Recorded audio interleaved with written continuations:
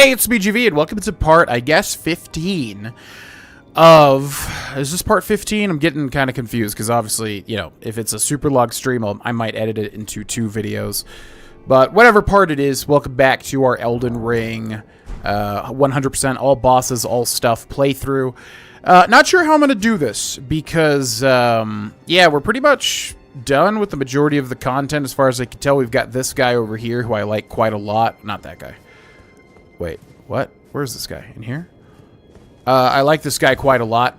But yeah, he's not hard at all. I think I really wish we had discovered him earlier so we could actually be challenged by him. But we've got that guy, and then, I don't know, just basically a bunch of little stuff, I guess. Like, you know, I got to do a lot of hunting for random items, get every site of grace, try to get every actual unique item in the game. I don't know about getting, like, you know, every piece of crafting material, as that ultimately is not going to matter too much.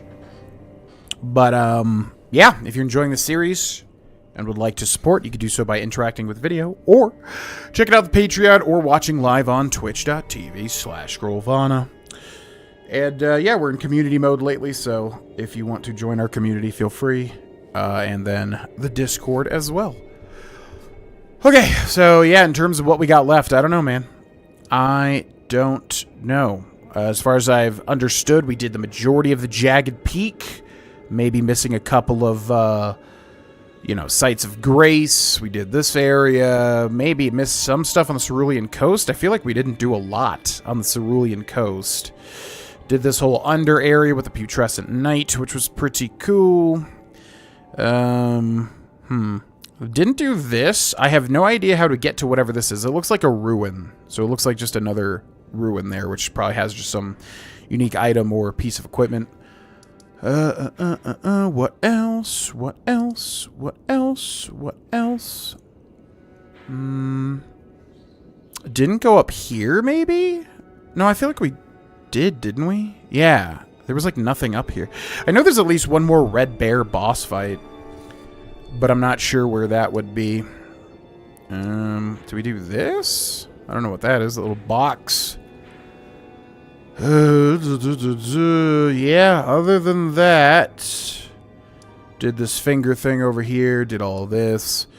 I don't know. Yeah, seems like we did the majority. I'm sure we missed a couple of caves, catacombs with, you know, little guys inside, whatever, but that seems about it as far as I can tell. So what we're going to do now is we are going to practice MATERIA until we get him down so that I can make a guide for him. It's unfortunately one of those that we could just bash to death and kill easily, but yeah, I want to break him down. Do a guide for somebody that is trying to learn him. Maybe they find him early and he's much harder, sort of situation. But, yeah, let's do it. Let's do it. Cat just looks like your cat. My friend was struggling with Mesmer so bad he summoned me into his game yesterday to help him, and when he went to phase 2 and slammed to the ground, he quite literally slammed into the ground and glitched under the map and an insta died. It was insanely funny. My friend was screaming in excitement. I wish I saved the clip on my end, but he definitely saved it on his end. Yeah, definitely post it if you've got it. I would love to see would love to see that. That sounds funny as hell. What's up, Tiny? Welcome in. Alright, let's do this thing. Here we go. It's Midra, man. It's Midrift. The depths of your foolishness. Shut your ass up. Wow, that was a hard boss. Okay, let's guide that. Ba ba ba ba ba ba ba da ba ba ba ba da ba ba ba ba. Okay, it does a big ol' spray to the left, to the right. You just run and jump that out, it looks like. 1 swing, 2 swing, 3 swing. Okay, roll, roll. Roll, roll, roll. Roll, roll, roll, roll, roll. Roll, roll. Oh, and an instant blast after that. Okay. Not really sure how to get out of that exactly. Roll. Bop, bop, roll, roll, and then instant roll if he does the poke. Okay. Roll, roll, roll, roll, roll, Alright, pretty standard stuff. Okay, right into that. Looks like you can jump a lot of his attacks, too. Roll, roll, roll. Yep. Okay, charged R2 here. Roll, roll, roll. Damn. Phase 2 already. Okay, run from this. Does big AoE. Jesus. Right into the flames. Okay, we're gonna get madness if we get touched again.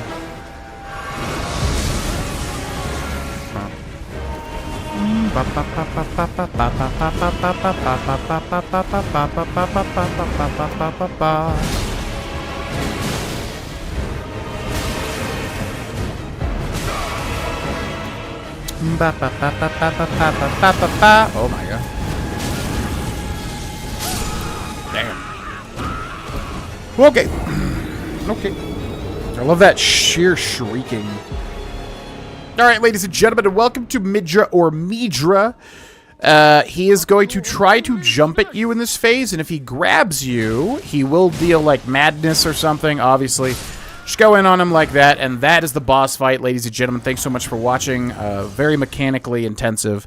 Just kidding, of course. Alright, so we're going to run at him immediately and try to stick mainly to his sides and his back, because he'll do a lot of forward flame stuff.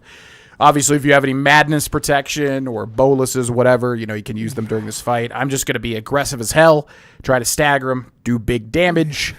Let's do it. All right, so I'm going to lock on and immediately start running towards him here. He's going to clip me, unfortunately, twice, but now he's going to chill.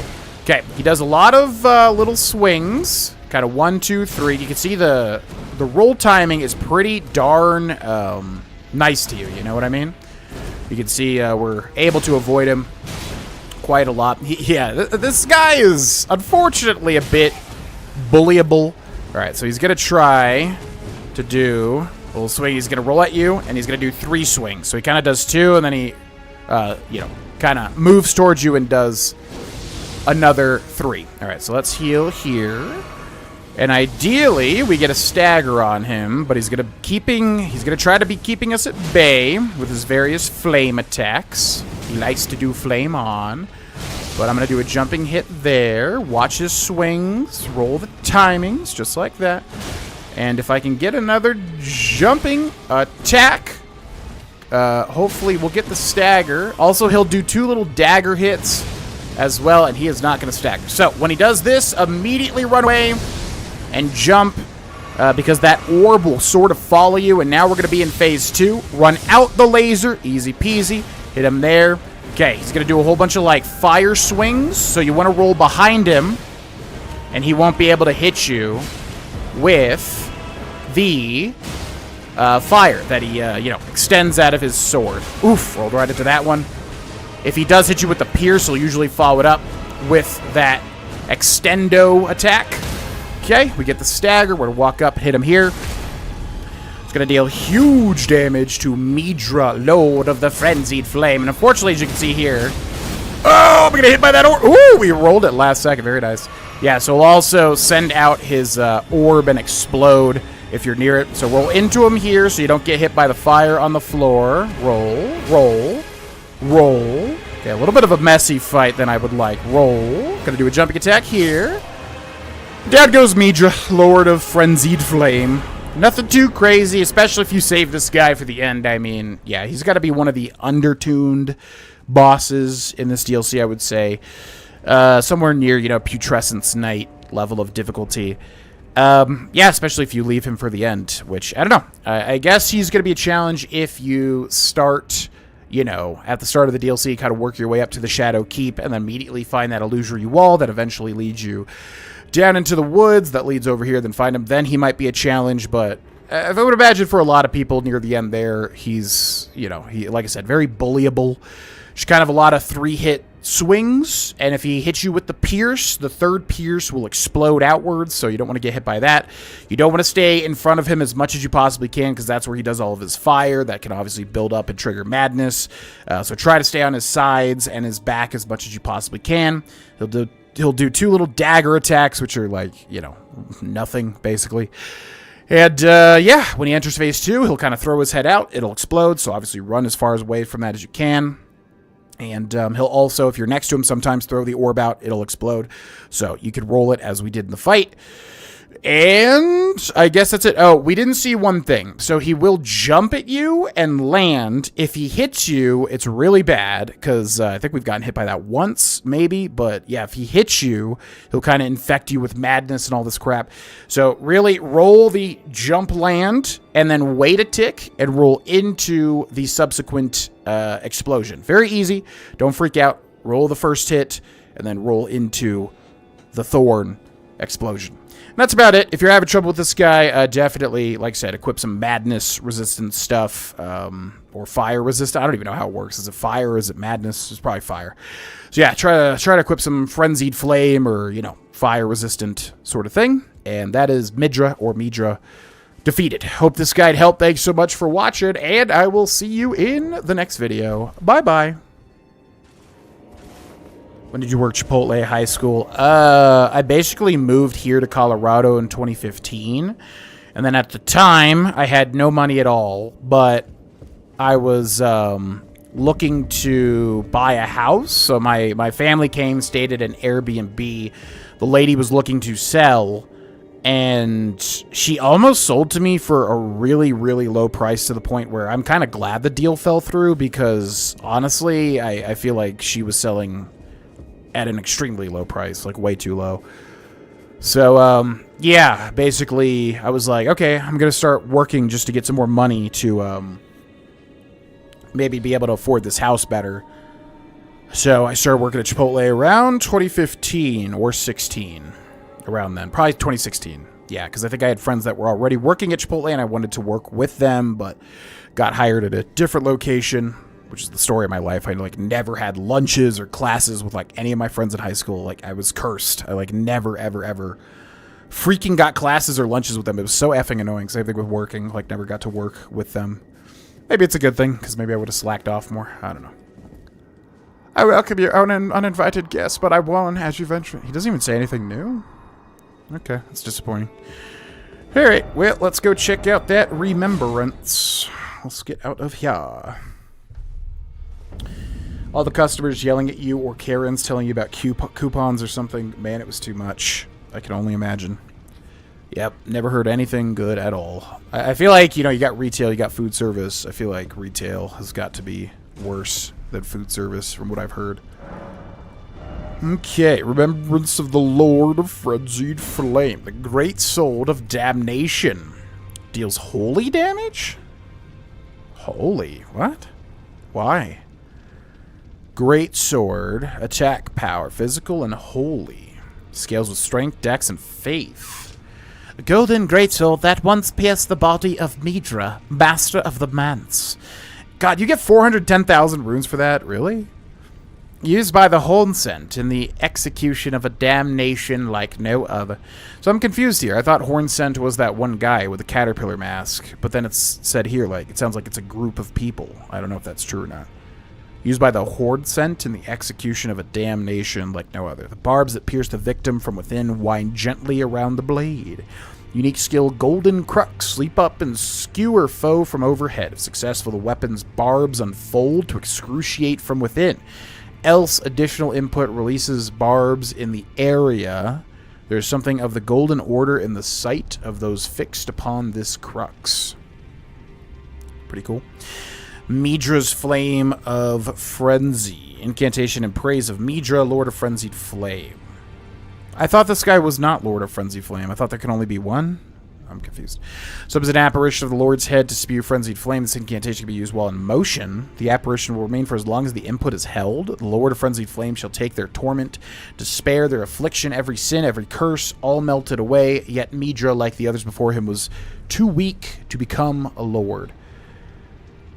Well, shoot, this sounds cooler than I thought. I thought it was just going to be like the big head explosion thing. I guess we'll take this. I might want to go duplicate this, though. Does he have clothing? That would be sick as hell if you could get, like, his Frenzied Flame head.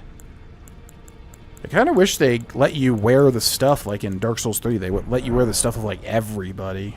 But, oh well. Thought you worked at Jimmy John's too. That's food service. Yes, yeah. I worked at 2 food service. Well, really only Chipotle. Because Jimmy John's, I was a delivery driver, and I avoided getting on the line as much as humanly possible. Like, if you were a driver, you were like the cool guy. Not that that's cool or anything, but I'm saying you were like, you had all the freedom, and there was kind of a divide where it was like, oh, I'm not going to get on the line. Or you had to sometimes, but, the drivers could kind of do their own thing, and the in-shop people were considered more in-shop. But yeah, I don't really consider that much food service because, I was a delivery driver, so I mainly just drove around and delivered things. Oh. Rocher, spell blade. Roger's letter. Letter written in a trembling hand. I forgot to tell you, but it seems Dee has a younger brother. I heard he lies in a deep sleep in the aqueduct beside the eternal city of Nokrin. It said he stood before the Prince of Death, not far beyond that spot. Yeah, I forget what their whole quest is about, because I found that guy, and I got, like, he wants to kill Fia, and then if you do Fia's quest line, he's, like, there, then you get, like, his brother's armor. You give the armor to the brother, and then the brother puts on the armor, and then he leaves, and you get the armor back. It's so weird. I don't know what that's all about, but I did that. Okay, so let's go test out that weapon. I'm interested to see how that works. Where's a good testing grounds to just, like, fight somebody? Zubabaru. Kalin. Where do I find enemies? Guess down here somewhere. Oh yeah, I never did this, this all here. Guess we could go test that out there. Zabu Baru. Still a boss that can be guided, for sure. I want to have, like, whenever I guide a game, I want to do, like, everything that is guidable in it, even if it seems to take me longer than others, which really sucks. I guess because, like, a lot of people just do the cheese strats. Which sucks, because those get more views, too. It's like, how to just beat this boss by cheesing. The newest cheese for this boss. And I'm like, ugh. Trying to have some integrity here, man. And I'm not. It seems like almost the wrong decision, but what are you going to do? Check out his weapon. It's pretty cool. Yeah, let's switch to that. Where is it? Where is your sword, my lord? A frenzied flame. The great sword of damnation. Yeah, the other thing about the great swords, they're just too small for me. I like having big, giant, colossal, crazy-looking weapons. Yeah. Like the moon blade, I was like, oh man, I wish they made like a colossal version of it. Yeah! Yeah! It's so funny when it doesn't do anything. Yeah! So yeah, you can like, I guess we could test it on skewering an enemy, right? Even though it won't show the stuff. Was a manager at McDonald's for a while. I could easily say that dealing with customers there was harder than being a CNA. What's a CNA? Also, what's up, Heart Gambit? How long did you work at Chipotle for? Don't have to answer if it's prying too much. No, I don't care. As long as it's not like personal information that can come back to bite me or something. I don't really care. But it doesn't show. It doesn't show. Dang it. I wanted to see what that looks like. I do like this sword. It's just kind of a little too small. Where's that colossal weapon again? Where's that sick-ass cleaver, boy? There we go. Yo. How long did I work at Chipotle? It was very short. I don't think it was even a year. I think the house deal fell through and YouTube was taking off better, so I was just like, what's the point of this, really? So, yeah, I think I worked there for maybe 8 months at most. I think it was about 8 months. That's what I feel like. He initially failed to become a lord, but is basically triggered when you beat him up and then transforms? Oh. Interesting. Whoa! What the hell? I expect to see a frogman, not this. It scared the crap out of me, actually. Zoopity, burpity, burpity. Thank you. Yo, what's up, Jake? GV, I'm watching with my hairdresser while getting my hair cut. What is up, Jake and hairdresser? Hope you're having a good hair situation going on. As far as like hair cutting for me, I'm just like very, very just like go in, cut my hair. All right, bye. But if you're doing something crazy, I hope it goes well. What's up, Spirit? Welcome in. Turtle Pope doesn't die or become hostile. Oh, interesting. Oh yeah, we never got that bell-bearing guy in that Turtle Pope zone. What the hell, man? I still don't know how to trigger that. He won't, that bell-bearing guy will not appear. Does anybody know how to make that boss trigger? Because I've heard so many things, like you go to the Grace, you wait until nightfall, you rest, you wait until nightfall again. I've tried every combo and it doesn't seem to spawn that guy. It's very bizarre. Only game I really cheesed is Destiny. Definitely pushed Atheon off the cliff in the Vault of Glass raid. I don't know what that means, but I understand it, I guess. I think the worst thing I've ever cheesed, you know, back in the day, like when I first started YouTube, I cannot believe I was like this, but I used to like play everything on the easiest difficulty, just like I said, to feel like a god in like Fallout or whatever. Looking back, I'm like, what the heck? That's so, you know, completely opposite to how I play things now. But yeah, the only thing that I like kind of feel bad about, there's like two things that I feel bad about cheesing. One is like a Morrowind playthrough that's on my YouTube channel where I used console commands because I was so fed up near the end. That disgusts me to my core. I cannot believe that I resorted to that. And then the other one is beating Sekiro Shadows Die Twice and cheesing the Beast of Hatred or Demon of Hatred by luring him off the cliff. And then eventually I went back and I actually learned the fight, but yeah, the fact that I ever did that, I'm like, ugh. Call yourself a video gamer? You utter failure. Failure of a gamer! You learning the bosses not using summons or ashes and not cheesing is what makes your boss guides unique. That's what I'm hoping for, yeah, exactly. I mean, the guides got really good reception in terms of the comments. Which is kind of weird, because I haven't gotten, like, you know, that much praise in a long, long time, I feel like. So they're definitely gelling with people. People definitely enjoy them, and I think it's because, yeah, we show, you know, mechanically how to beat the stuff instead of just, hey guys, yeah, go find this item and then do the weapon ash and just kills him in 2 hits. Which, again, I just don't really understand how that's supposed to be fun, but, you know, gotta let people do their own thing. But, yeah, that's what I'm hoping to. I'm hoping people, you know, respect that and enjoy that aspect of my guides, even if they can't replicate it themselves. You know, at least hopefully they're entertaining on some level and not just cheesy. This sword sucks. We're not seeing the animations of it because it's supposed to, at least I'm pretty sure, it's supposed to do like a crazy effect when you land and then skewer them from the inside out. And then it's also supposed to,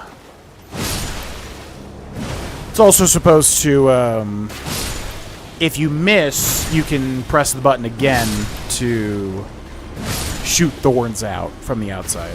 So I think it's supposed to be way cooler than what it's looking like, basically. I don't know why some abilities show and others don't.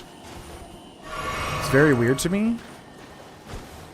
How the hell am I supposed to hit that thing? I can't even lock onto it. You're gonna really make me equip a bow here? Are you serious? Zoda! Where the hell are the bows even? Can I not even wield a bow? How do I get this thing? Bone bow. Bone bow is ready. I mean, as long as I clip it with like 1 damage, it should work, right? CNA is a certified nursing assistant. Ah, makes sense, makes sense. Haven't had a haircut in over a year, going for the main look. Man, I really wish I could do that. I never. My dad has great hair, and I've always been like, oh, I'm gonna have great hair too. I know that's not how it works, like on your mom's dad's side, right? But yeah, you know, I think lately I'm like, but even when I was younger and I grew my hair out, I would always do the kitty from That 70s Show thing where it like flips out because it's too wavy or whatever. So, I guess there's no universe where I ever would have had a mane, but I would have loved that. Especially now that I'm slimming down, bulking up, I Would love to have like a mane. That's so sick. I'm so jealous. But I have to keep it short because that's the only thing that works. Gosh dang it. Okay, how the hell do you even use this? Haha! Success! Yeah! Punk. Ash of War charge forth.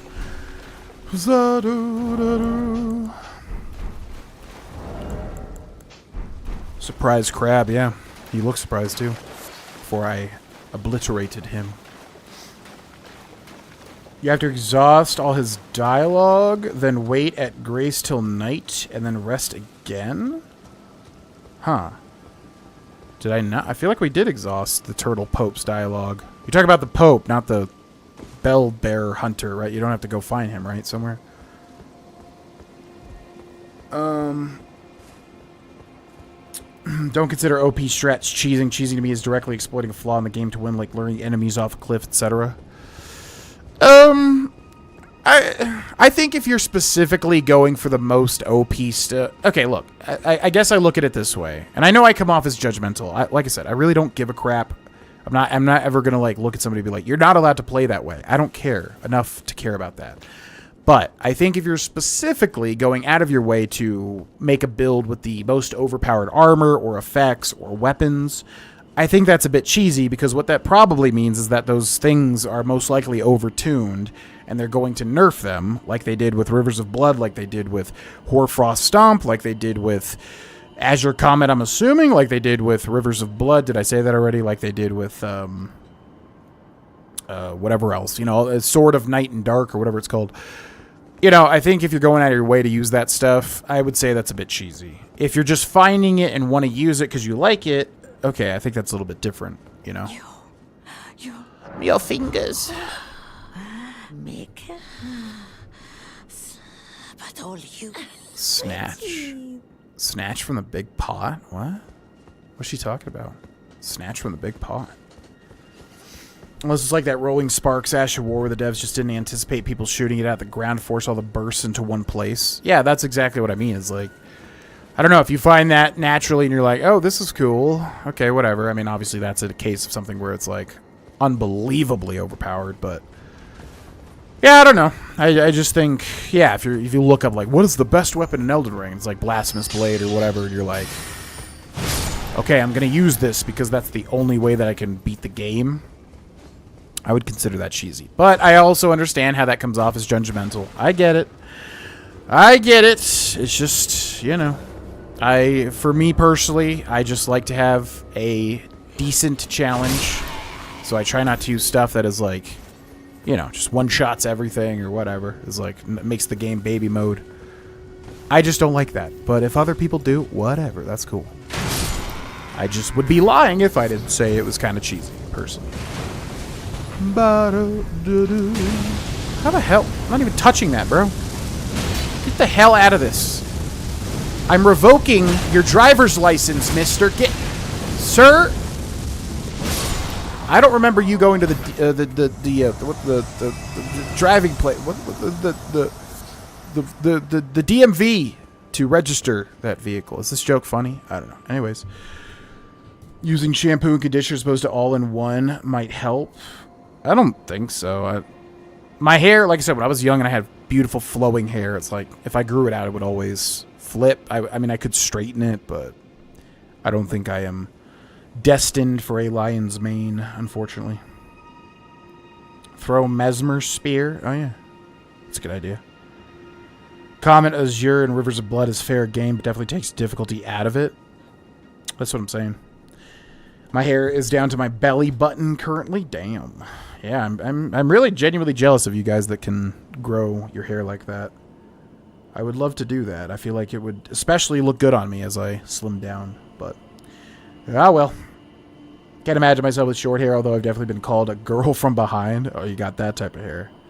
It's a lot more work to maintain, and I'm debating chopping it because I find myself just doing ponytail or a bun, but I literally just started learning how to do hair care now, 33 years into my life.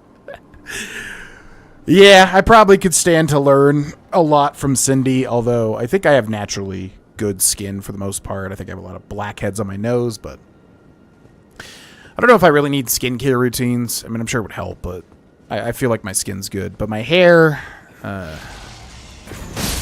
we'll see where that goes. Thanks to my grandpa's genes, I think. Bottle. What's up, Perry the Berry? Welcome in. What's up, Naku? Welcome in. Weekend has been good, yeah. I just feel like a gigantic weight has been lifted off my shoulders now that I'm done with that travesty of a final boss. And I feel good. Was putting off the gym, was getting a little like, okay, you're gonna have to like do 3 workouts in a row. You realize that? And I was like, yep, but I don't know. I just want to finish this, and now that I finished it, went to the gym today, feel great. So, feeling good. I think I'm going to take off tomorrow, do some recording. Maybe Cindy and I can get out of the house. That would be good. Have a good lurk, Perry. Think this might be one of my favorite places. So pretty. This was my original favorite zone in Elden Ring. Liurnia of the Lakes. The blueness, it just feels very, very atmospheric. You got the music, you got the, little sorcery stuff everywhere. It's blue. Yeah, this was my favorite. But now, did my favorite change? Yeah, I would say that's my favorite. I like Caelid, but not my favorite. Limgrave's awesome, but very yellow and green. Ugh, Weeping Peninsula is kind of an extension of that. Liurnia is great. Lane-Del is awesome, but extremely overwhelming. Mount Gelmir, definitely not my favorite, but cool. Altus Plateau is very cool. I like that place a lot. Mountaintops of the Giants, probably, honestly, I think the weakest environment in the whole game, tied with Consecrated Snowfields, pretty much. And then you got all the underground stuff, which is awesome, very cool. I love the idea of, like, stars underground. I don't know why. I don't know how that makes sense, but it's sick. Then Farum Azula is alright as well. It's sick, but not my favorite. But in the new zone, the general areas are cool. Cerulean Coast is cool. I like the underground zone here as well. Jagged Peak was alright, not my favorite. I really love that haunted zone, but they didn't really put much there, is the thing. I didn't really see too much interesting things. It's just kind of a cool atmospheric place. This would have been my favorite place had there been like more things to discover, weird stuff. Yeah, some cool places in general.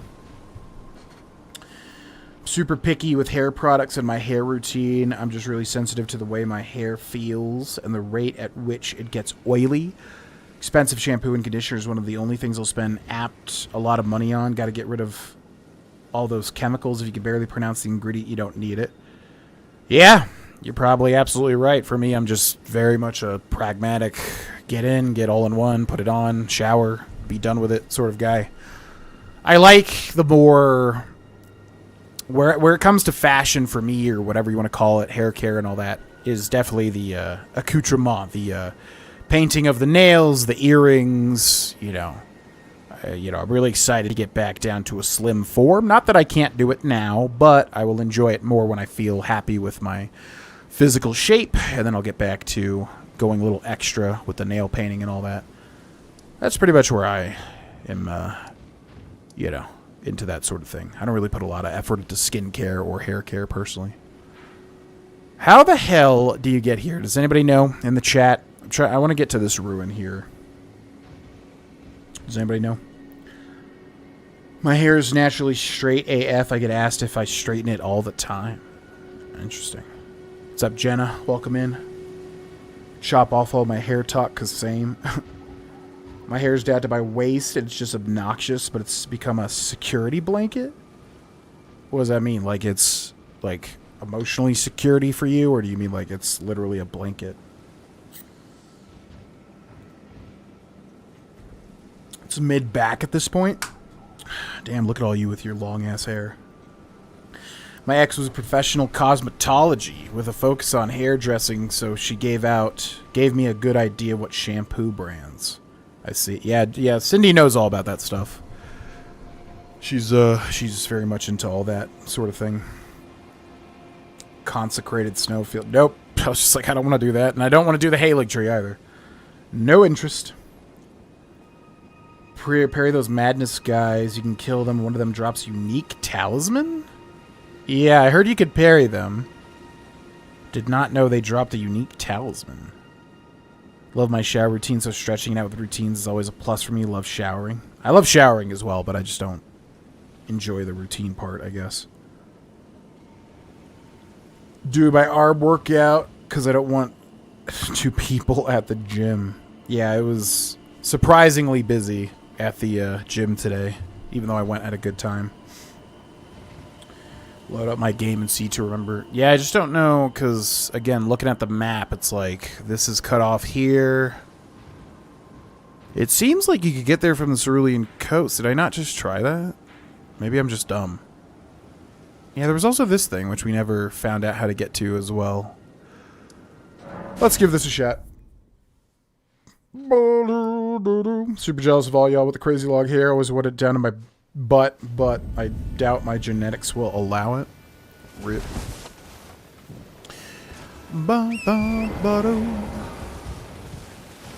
Okay, how the hell do we get up there? It's kind of both. I like to hide it behind it physically and emotionally. Well, whatever works for you. Yeah, I'm much more. I like yeah, I'm excited to get back to, like, you know, because look, everybody should be happy with how they look. Everybody should be happy with who they are. Fortunately for me, I've lived my life, you know, gaining and losing a ton of weight. For the majority of my life, I was very overweight, especially as a kid. So it's definitely psychologically instilled some sense of, like, value tying into physical appearance, which obviously is not how, you know, life works and not how you want to look at things. But hey, we can't help some of the subconscious things in our brain, right? So yes, I'm excited to get down to a shape that I'm happy with. And then, yeah, I like my style of kind of keeping myself neat and tidy with, like, short hair and, you know, everything trimmed, facial hair and all that, but having, like, little bits of flair, necklaces, earrings, painted nails, that sort of thing. I like that kind of combo, as opposed to just being all-out extra with, like, a million things, but just keeping it neat, but also a little bit of flair here and there. So I am excited to return to that. How the hell do you get up to that mountain, man? What is... Okay, okay, okay. Up. Up. Alright, so, yeah. Okay, thank you for that. I like how we have, like, almost max revered spirit ashes, which is supposed to make Torrent tankier or something, and it literally feels like it does literally nothing, as you can see. Like, what the actual hell is that?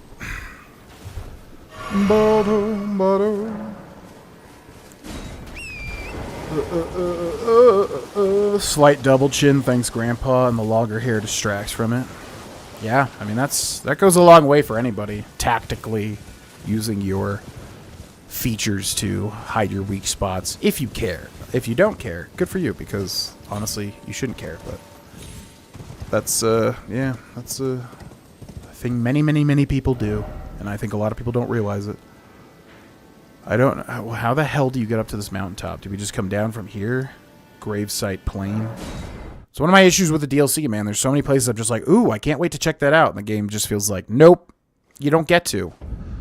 You have to find the one obscure cave that leads you to the top of this mountain or some crap. It's like, okay, can I just explore your game? Nope!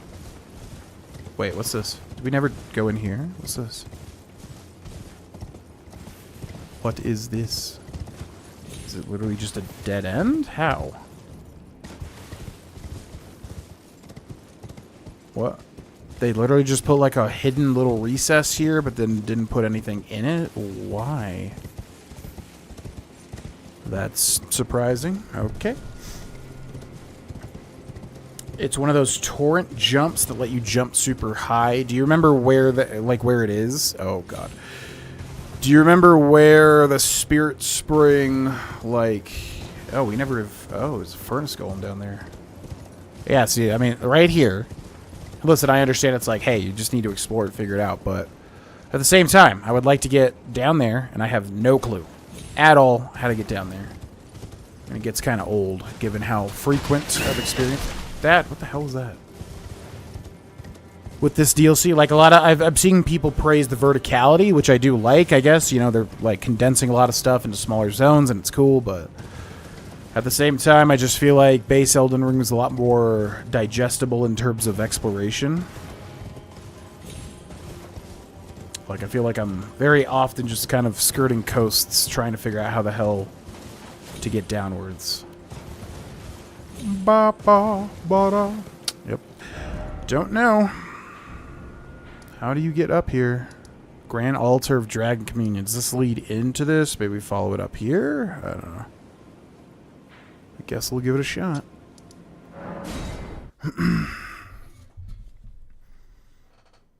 Butt length. My old roommate had to tuck her hair into her shirt to use the potty.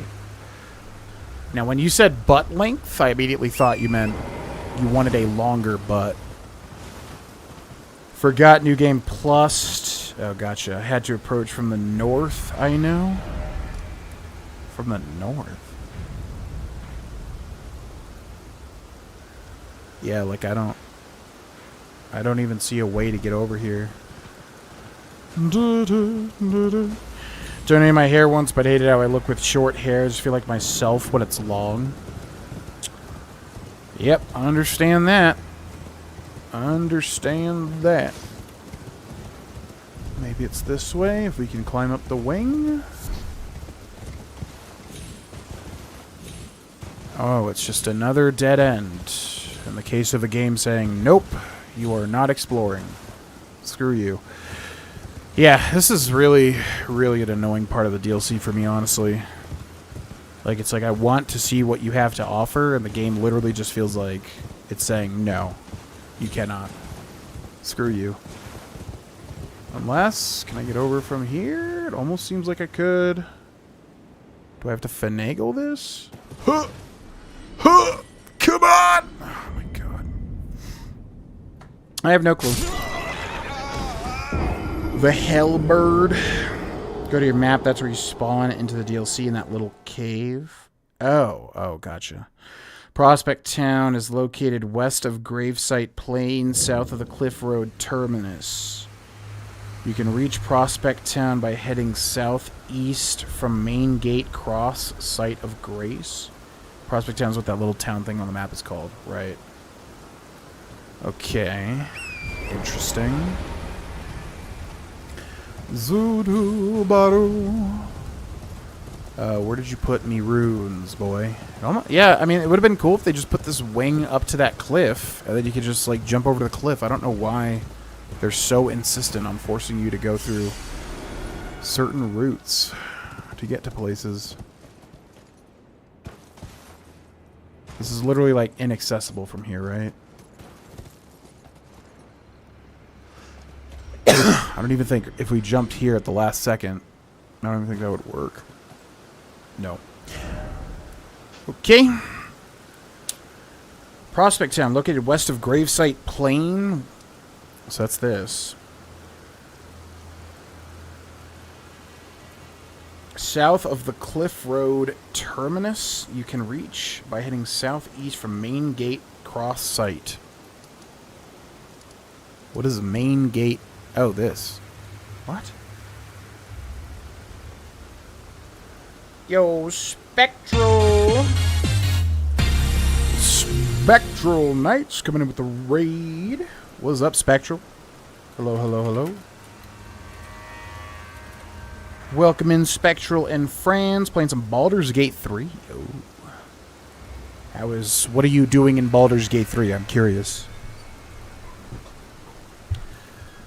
And as usual, yada, yada, yada. If you gotta go, do your thing. Don't worry about it. All that sort of stuff. I don't like, asking people questions if they gotta go, obviously. But if you don't gotta go, yeah, what were you up to in Baldur's Gate 3? Doing any specific build type or anything? Yeah, thank you. Eating my Pakora? I know. I'm trying to be a goodest paladin boy. Hey.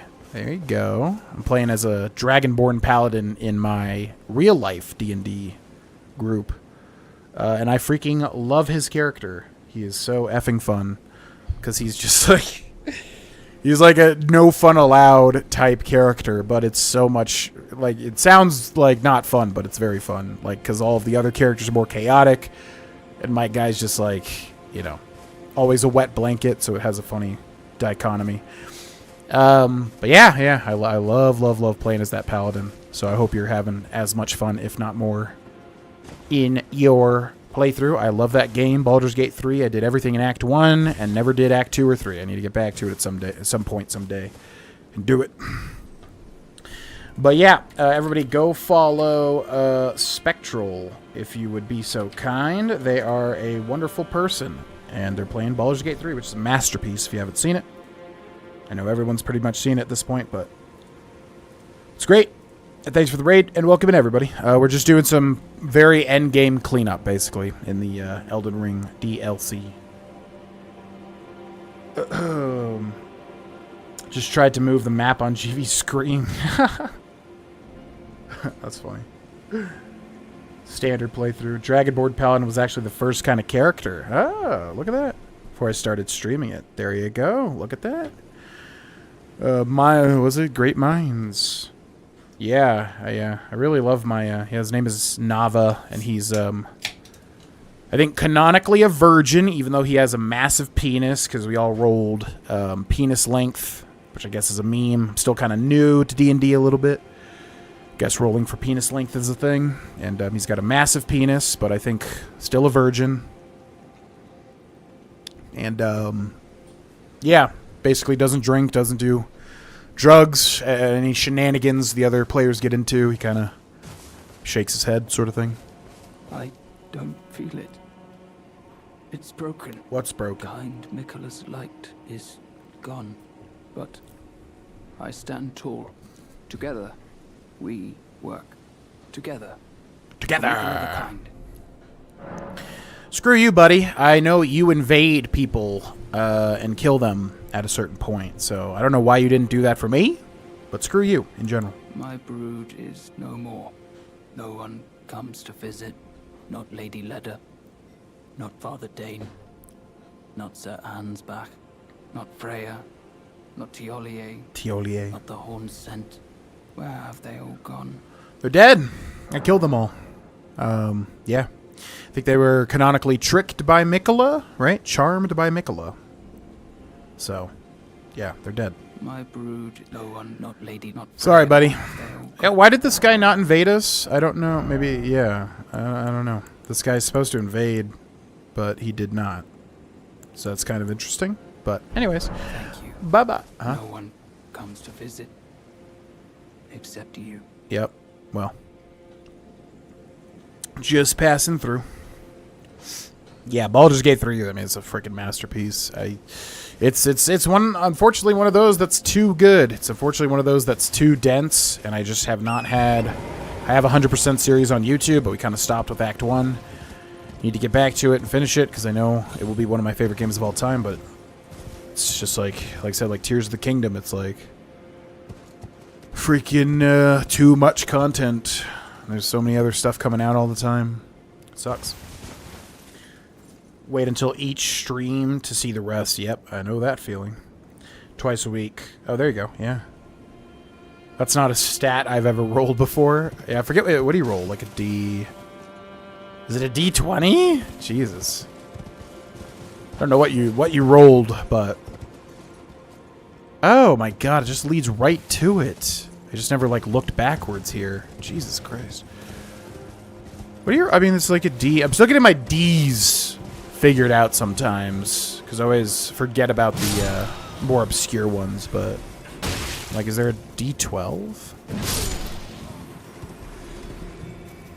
D1... A D2, which is just like a coin, basically. D4, a little triangle. D6, normal die. D8.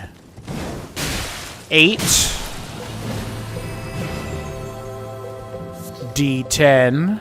Is there a D12? Am I forgetting? I guess so, yeah. It would be D12 and then it goes up to D20, right? And then from there I've seen a D100, which is crazy. That's about all that I remember. The only D&D party I ever rolled for shoe size was my first D&D group, and the less said about them, the better. Oh, drama. Drama! Yeah, luckily I've had, I've only been in, like, 3 groups and 3 sessions, pretty much. The first one was a wonderful group of people. They played Pathfinder, but everybody kind of fell out of it halfway through. I was still dedicated. I still really wanted to do it. But everybody kind of dropped out, so that was unfortunate. Second one was somebody from the stream actually reached out to me, said that they lived near me, invited me to play D&D, and then we've since become great friends, and yeah, that was a wonderful group, and we played D&D, and then we finished it, and that was great. And then current one is kind of a formation of that group with different people.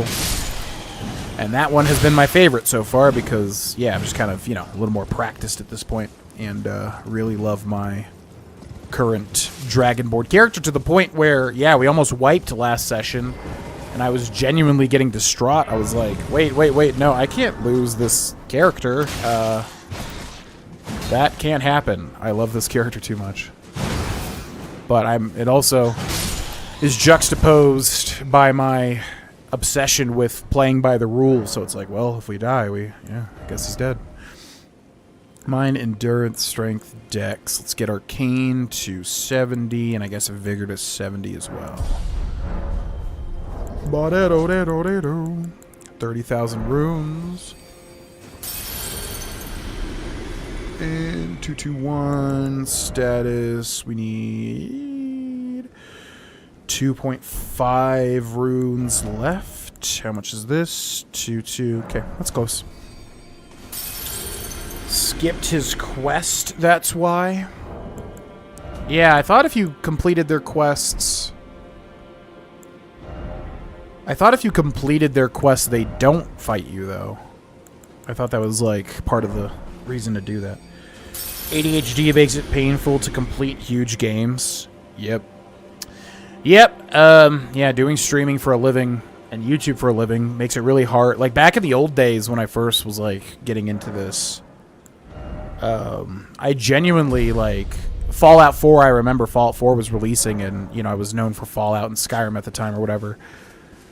And I genuinely was like, okay, well, I'm going to do a playthrough off camera and a playthrough on camera, because I was like, you know, I was still like a big gamer that I was like, I'm not going to sacrifice my personal enjoyment of this game that I'm excited for my job. But since then, it's become more of a priority to, you know, kind of balance it between. So yeah, it's nice to be able to play games for a living, obviously, but at the same time, it takes a little bit away from the personal enjoyment at points.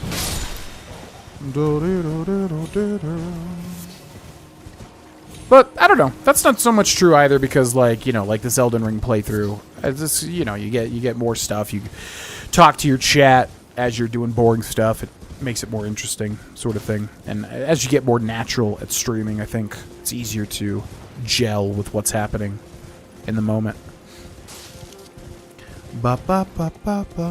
What is this? Revered spirit ashes, I would assume. Yep. We've been over there? What's that? Yeah, that's the starting zone. There is a D12, yep. Yeah, D12, and then it goes from there to D20, right? I don't think there's anything in between.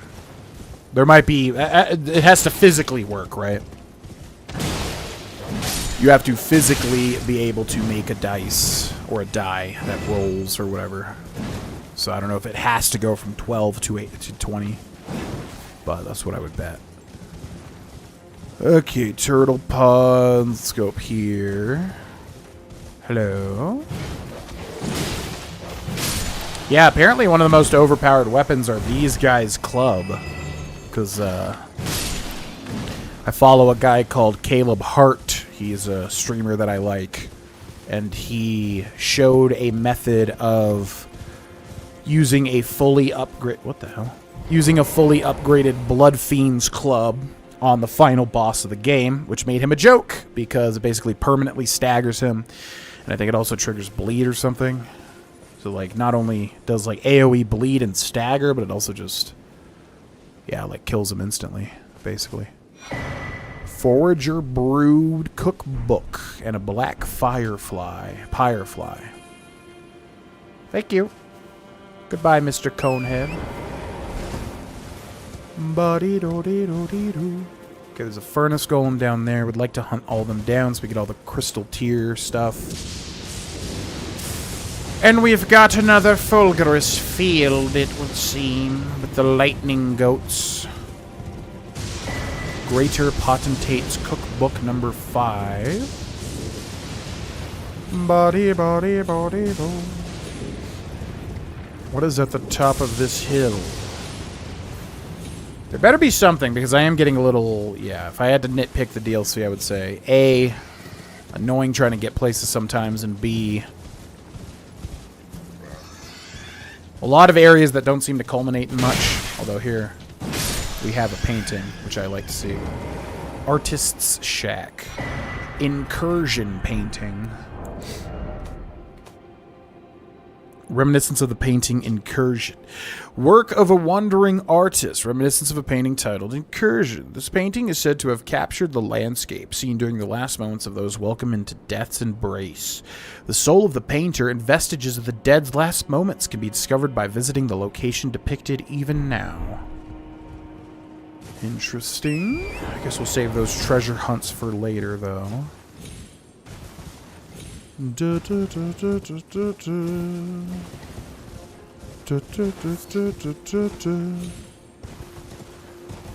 Okay. So there's a church down there. Have we been to that church? I don't think so. That's what this was that I wanted to find. Oh, we're here. Good. Okay. I wanted to be up here on this cliff. Is there a spirit spring down there, or how?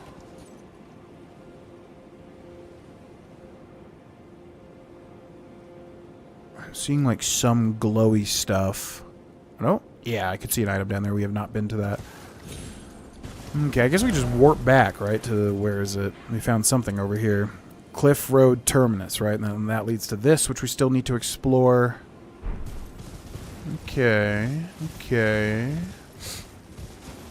Looks like there's a cave entrance over there.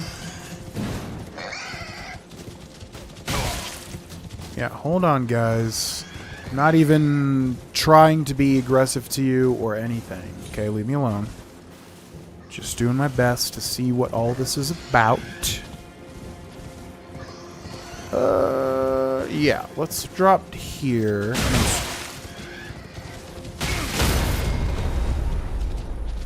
Well, okay. See, now you done messed up. Because I was going to leave you alone.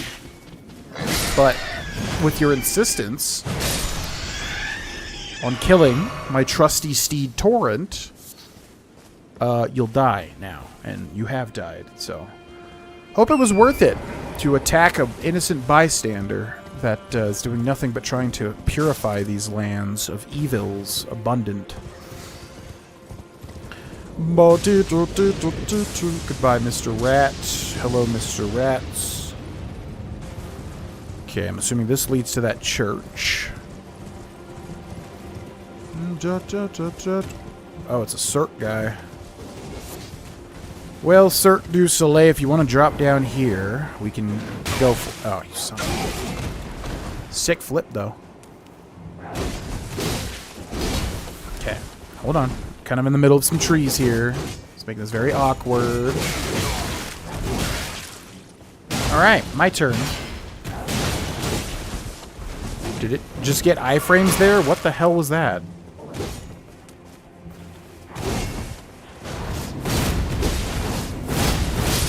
Yeah, anyways. I could do flips too, buddy. Goodbye.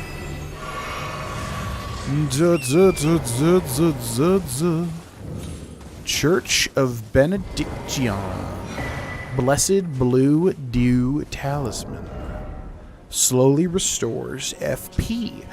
Talisman depicting the blessed boon that is a droplet of the blue luminescent sap of the Erdtree. Gradually restores FP. It was once thought that the blessed sap of the Erdtree would drip from its boughs forever. Boughs. But that age of plenty swiftly came to a close. With time, the Erdtree became more of an object of faith. Neat. Okay, what's this? So this is right above where you start the game.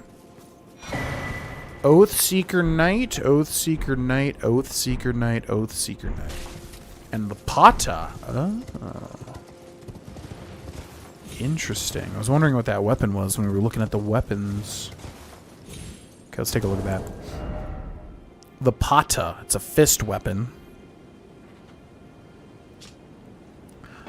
A weapon comprised of a linear double-sided blade attached to a substantial guard, wielded by the Oathseeker Knights. This versatile armament can be swung about like a fist or used in the manner of a straight sword. An impaling thrust, which is boring. Oathseeker Knight armor. Oathseeker Knight chest armor, black with gold ornamentation. These knights set off on quests of discovery, hoping to find by themselves an oath of their own choosing to serve in perfect, lifelong devotion. Epic.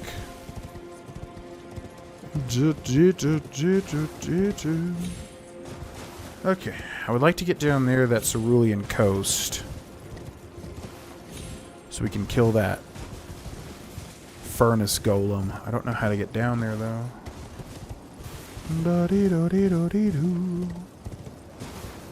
Okay, we just gotta remember furnace golem on the coast. I'm a dice goblin. I have so many sets. Posted a picture in the D7D channel, D&D channel. Sweet. Yeah, I'm excited. I've got like 3 sets of like cool dice. One, I think Kodami donated for me to buy a cool set. So I bought a kind of clear set that has skulls inside of it, and then it's like red as well, like clear red and has skulls. E Blackbird WR once sent me these like galactic. They're so freaking cool. They're definitely my favorite. But yeah, these kind of like galactic blue. They look like space, basically. Extremely. They have like gold foil inside. They're just awesome. So I have a set of that, and then a guy in my second D&D groups gave me a mini dice, like extremely tiny dice, so I like those as well. I think I'm missing one. Yeah, and then also like my first ever dice set, which I bought before I ever... No, I think I used that for my first, D&D group.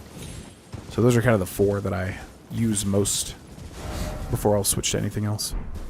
Okay, so I wanted to check out this. What was this? This is a turtle swamp. Sup, turts? That's it. Okay. And then what is over here? This is the big one. Think you get to that fire golem from the Dragon Communion site of Grace? Interesting. I thought that didn't go anywhere. Prospect Town. Prospect Town.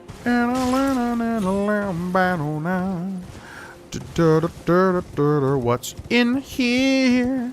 I wanna see you and stab you in the rear. God. God. Prospect Town.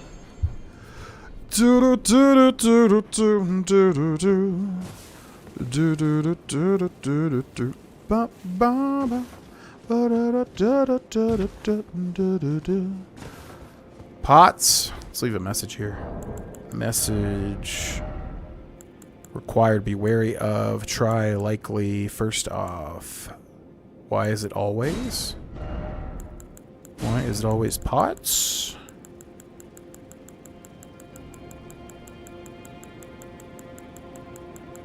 No pots, really.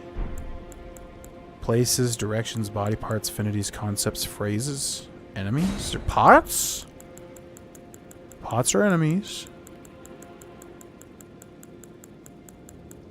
No pot. Ill-omened creature. People. Pot. Fat coin purse.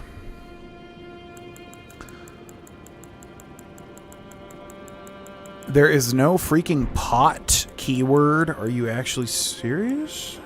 Body parts. Well, okay. I guess I won't leave a message then. Whatever. Beast blood. All over the shop.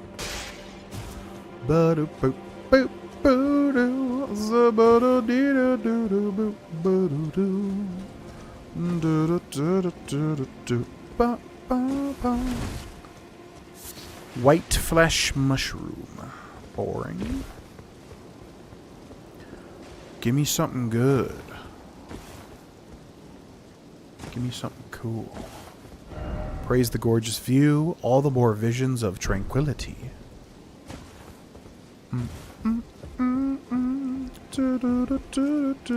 What do I feel like there's a ball? Oh boy. Okay. Steak America. Is there a boss? Or are they just being nice? What's up, guys? I don't know what the hell you're doing, but it's gonna go ahead and stop right here, okay?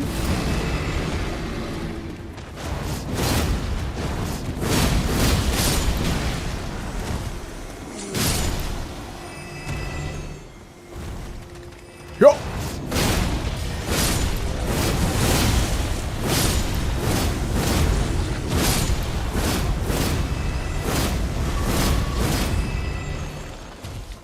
Beautiful. Blood. Oh, that's where you get the Blood Fiend's arm. Yeah, that was the weapon I was talking about. Super overpowered. Blood Fiend's arm. Physical. Wait, doesn't this thing have bleed? Weapon used by the Blood Fiends. An arm pulled from the corpse of one of their kin and wielded as a makeshift weapon. Having been sanctified by a blood ritual, this armament is capable of spraying blood stored within when executing a strong attack. Skill Endure? Wait. Is this not... I think this is the weapon that I saw a video where they killed the final boss. Basically just spamming like the heavy attack on that or something. It's got some sort of property that destroys things that stagger or something. I believe that is the weapon. I could be wrong. Maybe there's two Blood Fiend type weapons.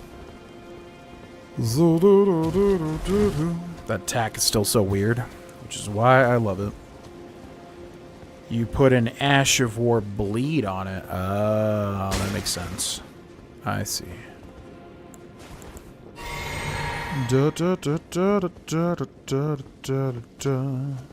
Okay, that goes up somewhere. Is this a boss? It looks like it leads to a boss.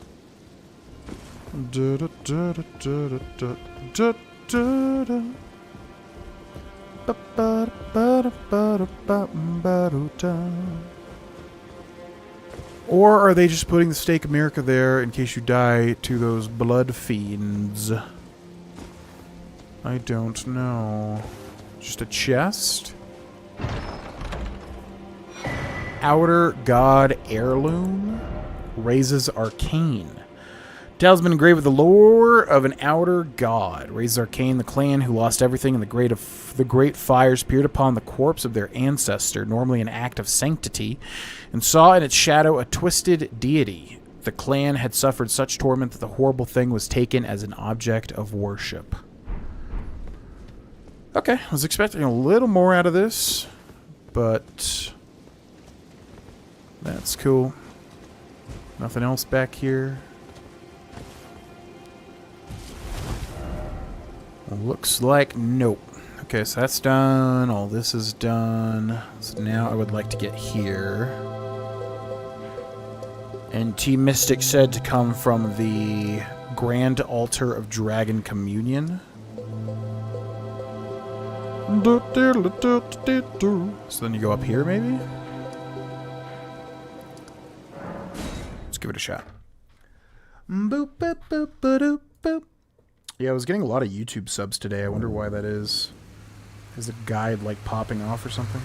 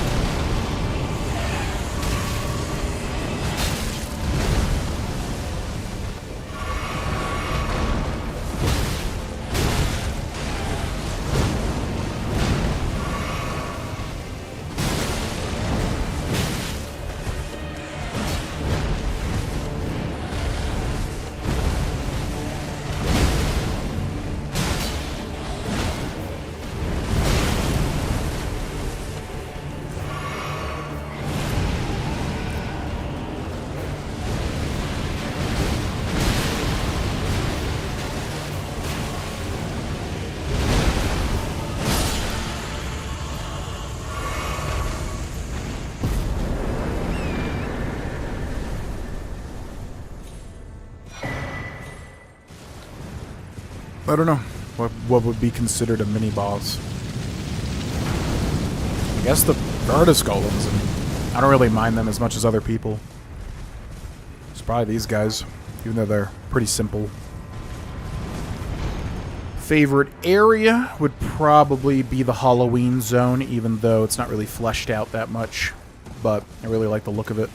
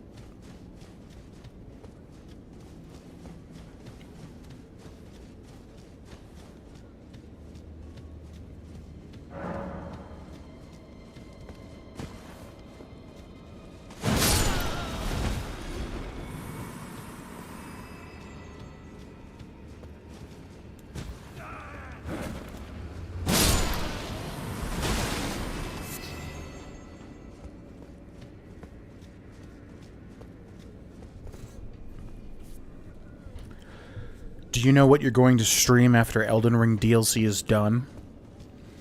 I want to decompress with a wholesome game. I just uploaded a Sup Saturdays where I asked people for suggestions. I've done a lot of Animal Crossing, at least New Horizons. I don't think I really want to like start a whole new island or something. And if I jump back in to the island, I'm not sure if that's really all that interesting.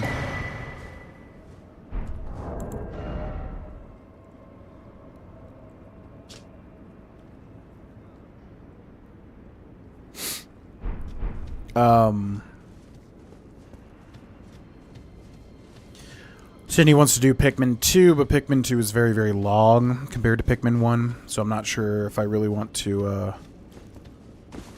do that. It's a bit long, honestly. I'm wanting more of a short, easy-to-complete, wholesome game, so I don't really want to do something like Stardew Valley or anything that, you know, is basically never-ending.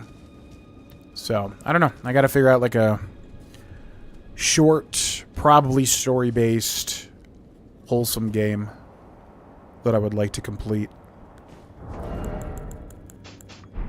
Basically.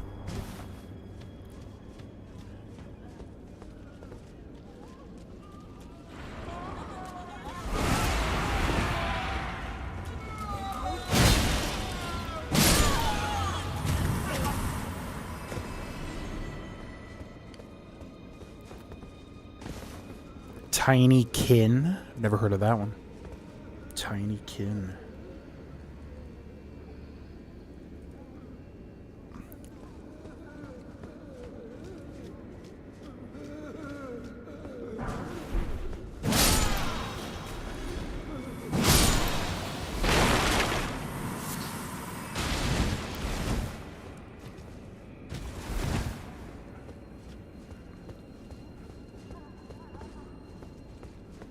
Rift Apart is that short? Isn't that like a mainline AAA title?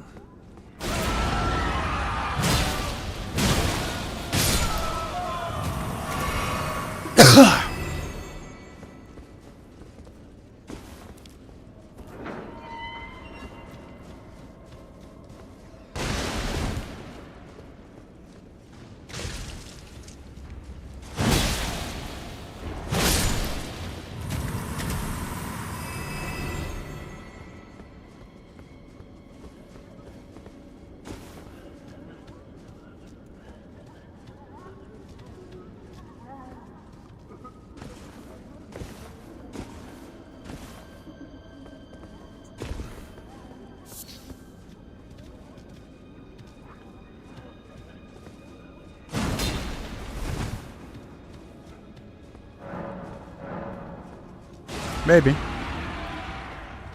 Chilla's art.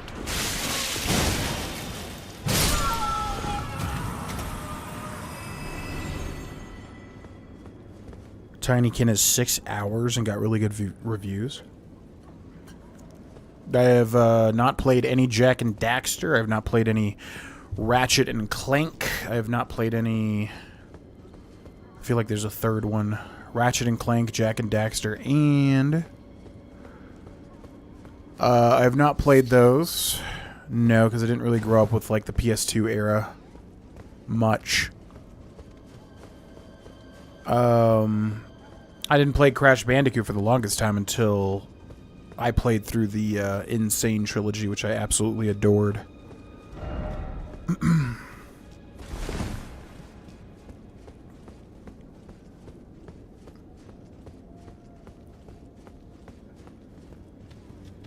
Thanks, King Lucky. Next game to stream. We were literally just talking about it. Leaning towards probably something like Tinykin.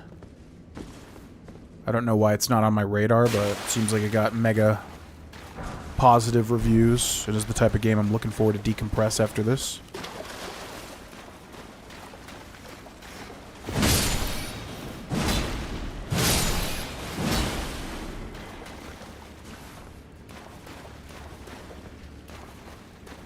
Stardew 8-player co-op. Yeah, I mean, I love Stardew Valley, but if I start a Stardew Valley playthrough, it's like, you know, I want to do a whole, at least significant playthrough, and that's not really what I'm looking for at the moment. Something a little more short and completable.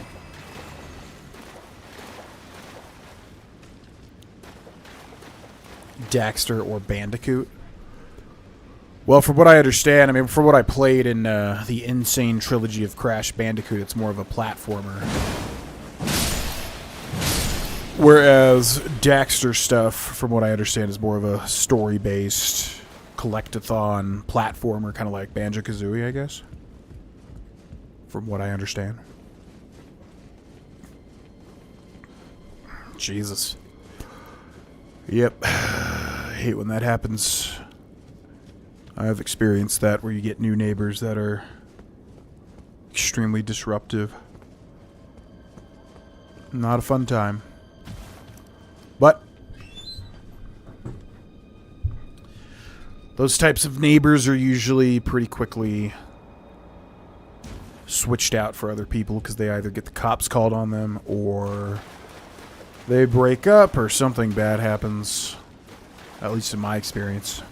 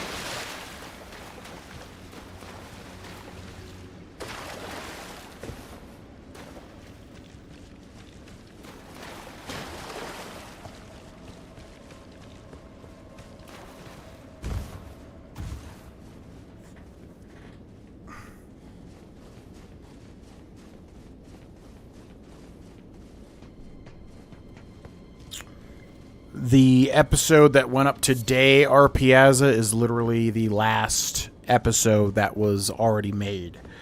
Which means tomorrow I'm going to take off from Twitch. Not that I stream Sundays anyways. And I'm going to start recording again for Pokemon Emerald and also Persona 4 Golden and also Persona 3 Reload. And maybe even for the upcoming Patreon new channel.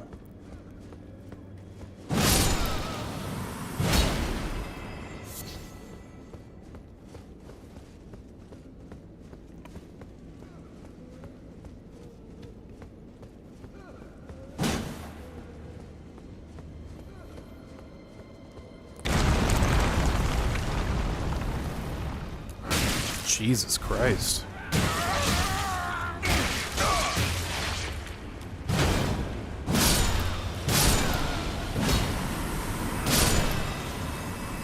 Sounds like my first apartment complex. We had very similar things going on. There's like a apartment to our right that they got raided one time. I never experienced that before. It was like a police. I remember that was like around the time that I started streaming, and I streamed late at night, and I had to push the stream because there was literally a police raid van. I don't know anything about that stuff, but yeah, some sort of SWAT van or something that came up and like loudspeakered to them. I don't think I knew what they said, but then they like raided our next door neighbor. Good times. Good times.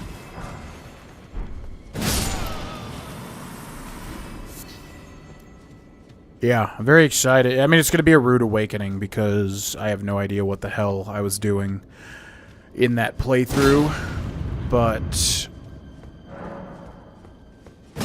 I have no idea what I was doing in that playthrough because it's been so long, but we'll just take a look through all the menus, all the Pokemon, and try to figure out what the heck was going on so that we can continue recording.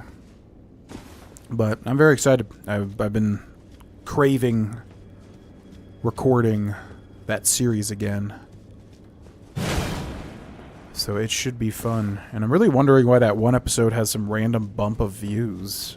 I don't know. And it's always weird when YouTube does that, when it's like one random part 15 of some random series that just gets a bump in views for some reason.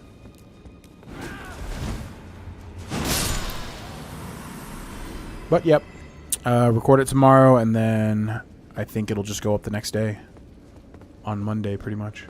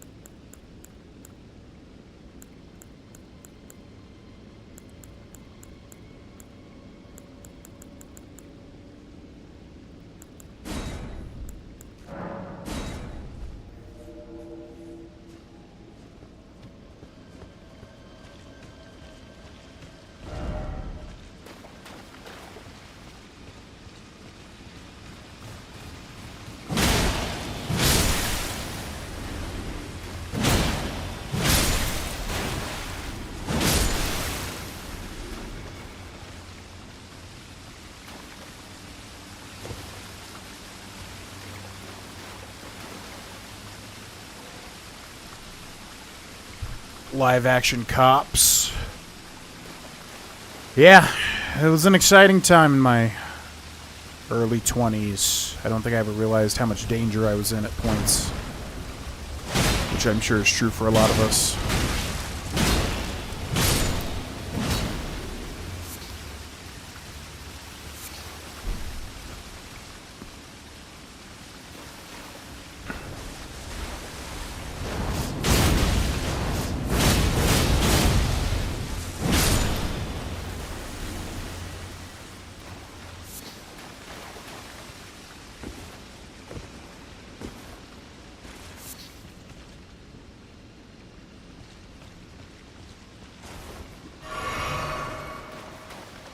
Pots that smash you. That's good.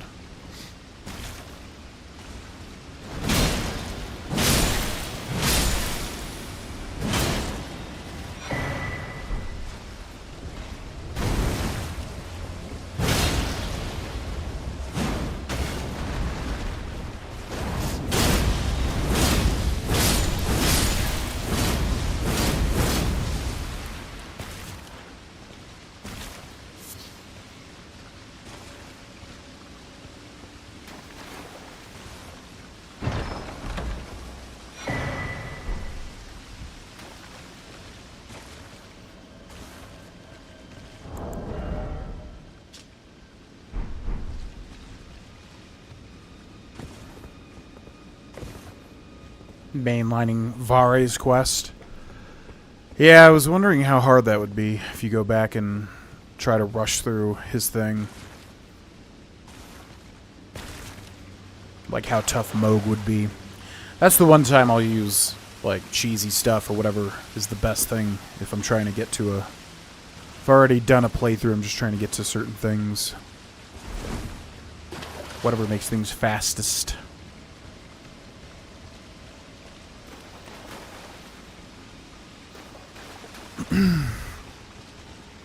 No, I need to watch the bear.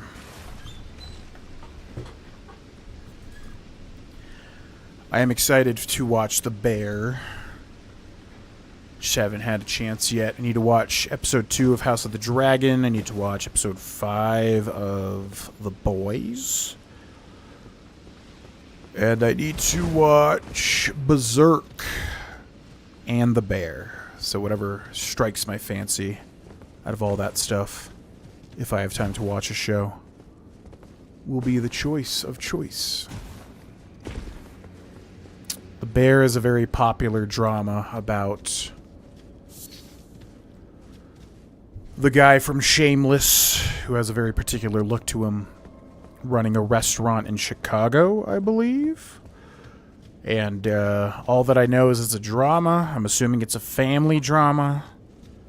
And yeah, he's very high-strung. There's a lot of GIFs of him screaming about food on the internet. So I'm assuming it's just a really good, well-written, well-acted family drama about a restaurant and maybe his aspirations and ambitions to rise to the top. Maybe. That's from what I can glean.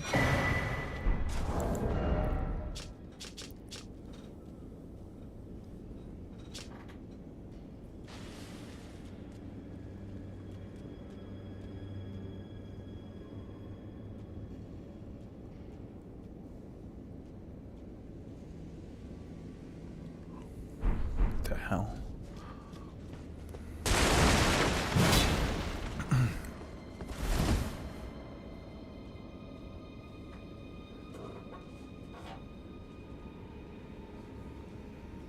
Yeah, I think that's totally fair. Honestly, yeah, I'm astounded when I walk into an establishment and, like, I'm just not waited on. I mean, it's happened to me rarely, but when that happens, I'm like, you just don't care to that level where you're not gonna do your job? Really? But, yeah, I would say that's perfectly valid in that scenario.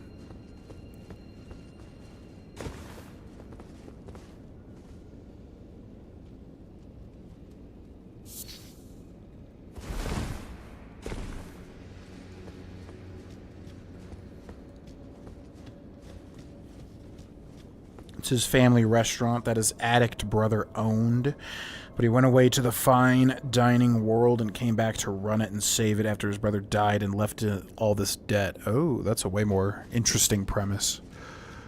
Yeah, I like that idea. Yeah, I was always wondering, like, why is he so... Because I saw a lot of, like, 4chan memes of, like, oh no, somebody ordered a burger at my restaurant. I'm gonna, freak the hell out.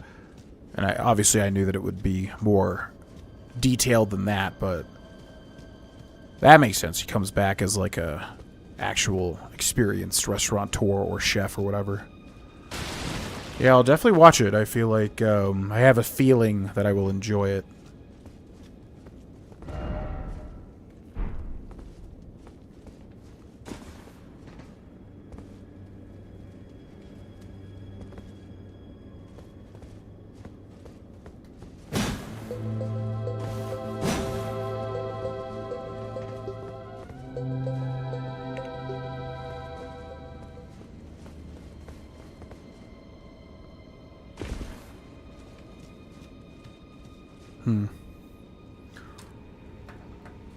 Shadow Tree Blessing carry over to New Game Plus. Ah, interesting.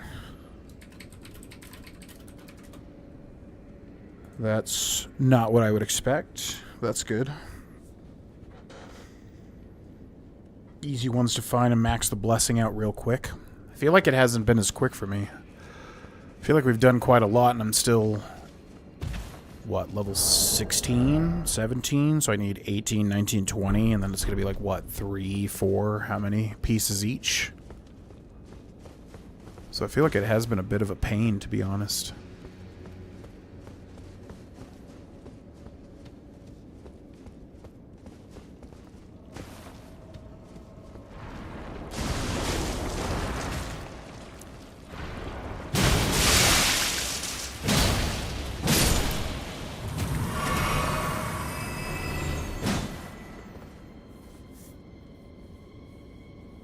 $50 Shadow Tree fragments. Literally one of them is BS. You gotta do hella parkour. Oh, I want to see that one. I like parkour. Even with FromSoft's weird movement.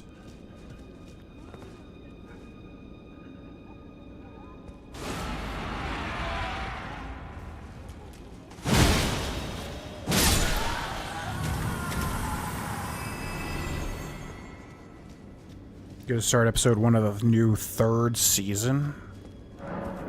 Wow, they're already on a 3rd season? Holy moly. No, not the manga. I probably would enjoy reading the manga, but...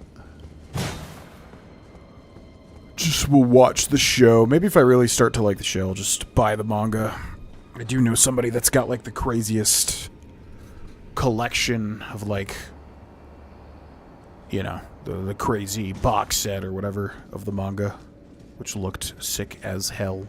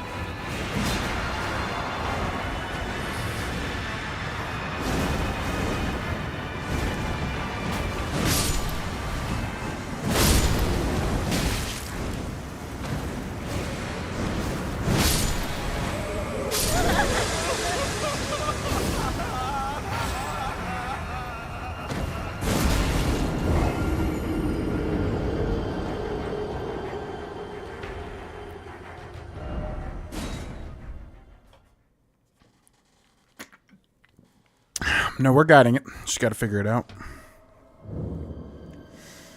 I also do want to watch Jujutsu Kaisen, although I feel like I would like Berserk more. Sacred Relic Sword. What is that? I feel like I've heard of this. People have mentioned the sword a lot, I feel like. Wait, yeah, this thing. Oh, do you get this from... Oh, they just meant the final boss of the base game, didn't they?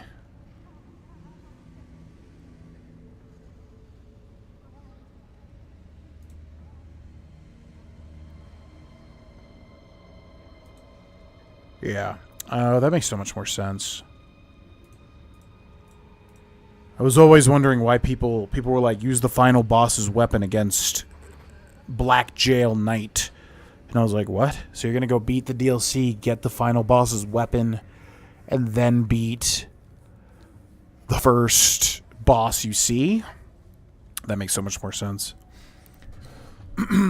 Okay. So...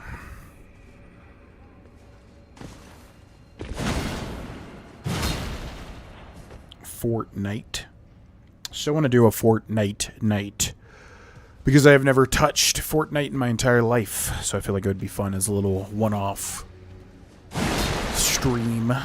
Fortunately, I don't drink anymore, but it would be nice to have some beers with it.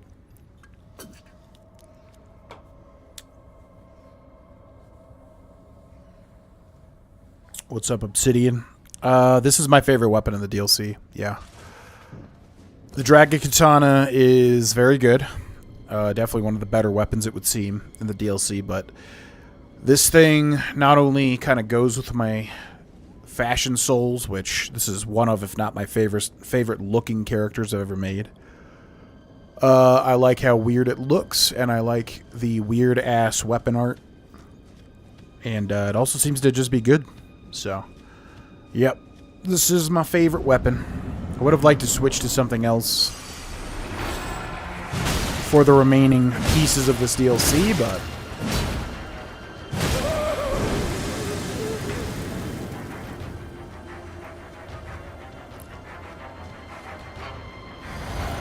I like this one too much.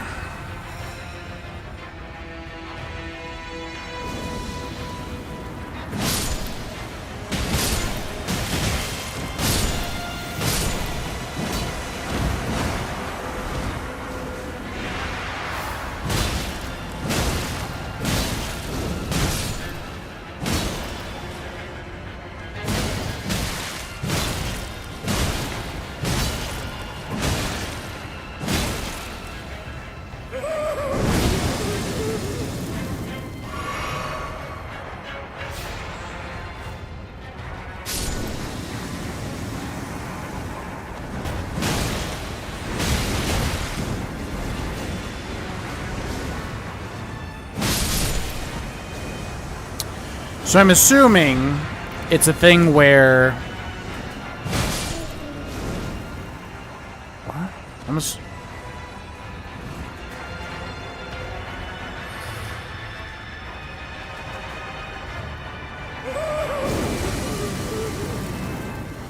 assuming it's a thing where if you don't kill the shades, they spawn those... Oh, maybe it's if they do that ability. That right there. Is that what it is?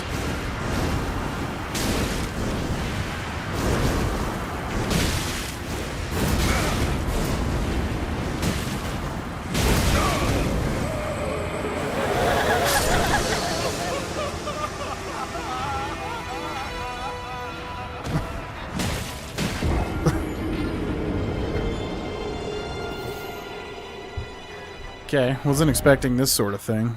I was expecting just some reused enemy. Like that Cirque guy. This is interesting. Lamenting Visage, Torch, Blindfold of Happiness. Stone lantern carved to resemble a lamenting human head. The eyes vacantly beaming out light. Can be raised up when equipped in the left hand, illuminating more of the surrounding area. The unusual expression somehow imparts a sense of contentment. The languid ease of one who needs not sight. What does languid mean? Of a person, manner, or gesture displaying or having a disinclination for physical exertion or effort, slow and relaxed.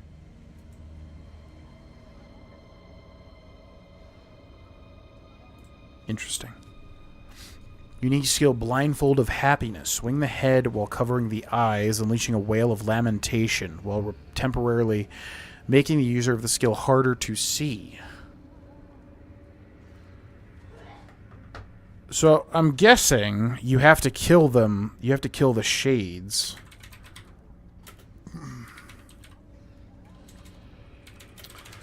I'm guessing you have to kill the shades. If you don't kill the shades, they insta-kill you somehow.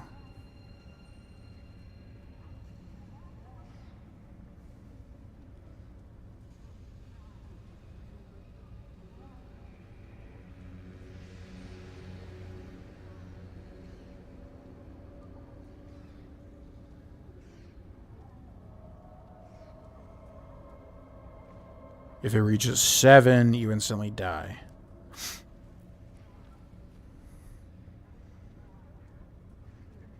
Okay. Yep, okay. So you just have to kill basically as many clones as you can. That's what I figured. Alright. Pretty doable.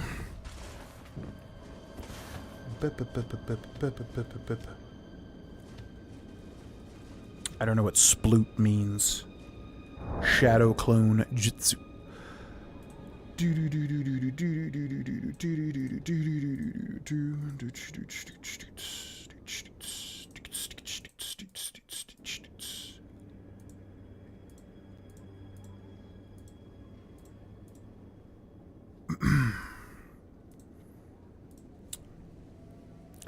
One, two, three, exit. Hey, it's me, GV, and welcome to another Shadow of the Erdtree DLC boss guide for Elden Ring.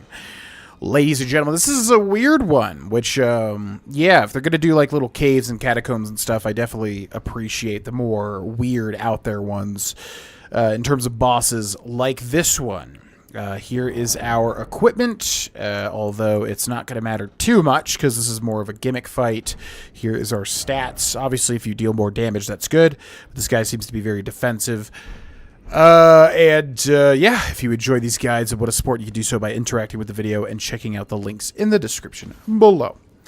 So yeah, this is the Lamenter, and he is here in the Lamenter's jail, which is actually accessed from the Cerulean coast here, which goes up to the Lamenter's jail, which is a crazy dungeon in and of itself. Yeah, so this guy's got a gimmick. Basically, he'll use, I believe, this item here, the Lamenting Visage, and he'll spawn a whole bunch of copies of himself. And basically how it works is, if you don't kill the copies by the time they all die, it adds a debuff for how many there are in existence. So let's say 6 are still alive, and you don't kill them. Now, when he removes them, you'll have 6 debuffs. And if that debuff gets to 7, you instantly die. So, long and short of it is you can either, I guess, depending on your build, try to kill him ASAP before any of this happens. What's probably better is to kill all the shades ASAP, you know, before they run out and you start to get the debuffs. I feel like we have a decent amount of damage, so I feel like we can kind of balance the two situations. But, yeah, let's give it a shot. Here we go.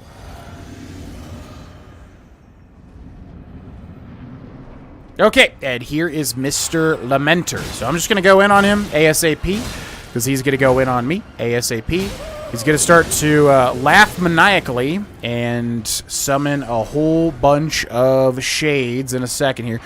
Obviously, if you have an AOW, an Ash of War, that can cut through multiple enemies, like a big AoE or something, you definitely want to do that.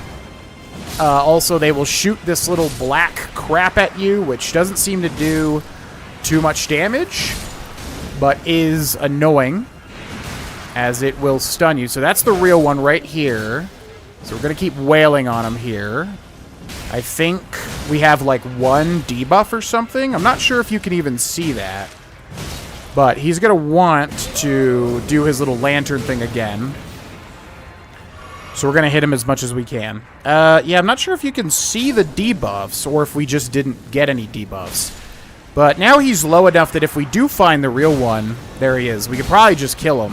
So let's go for just killing him here. And down goes the Lamenter. Pretty easy.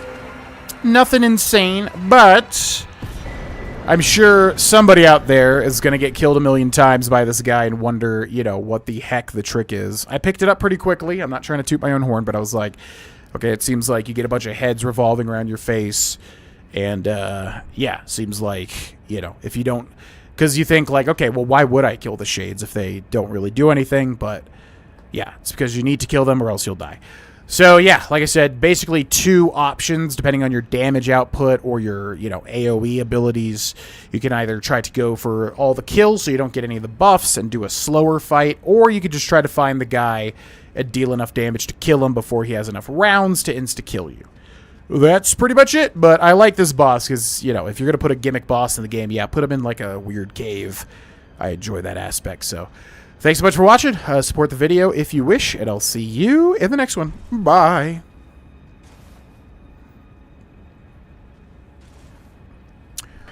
Mr.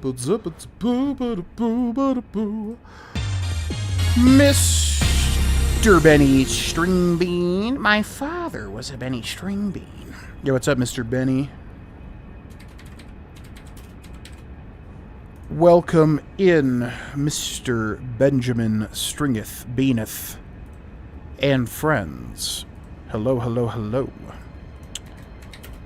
Let's give you a shout out and see what you were playing.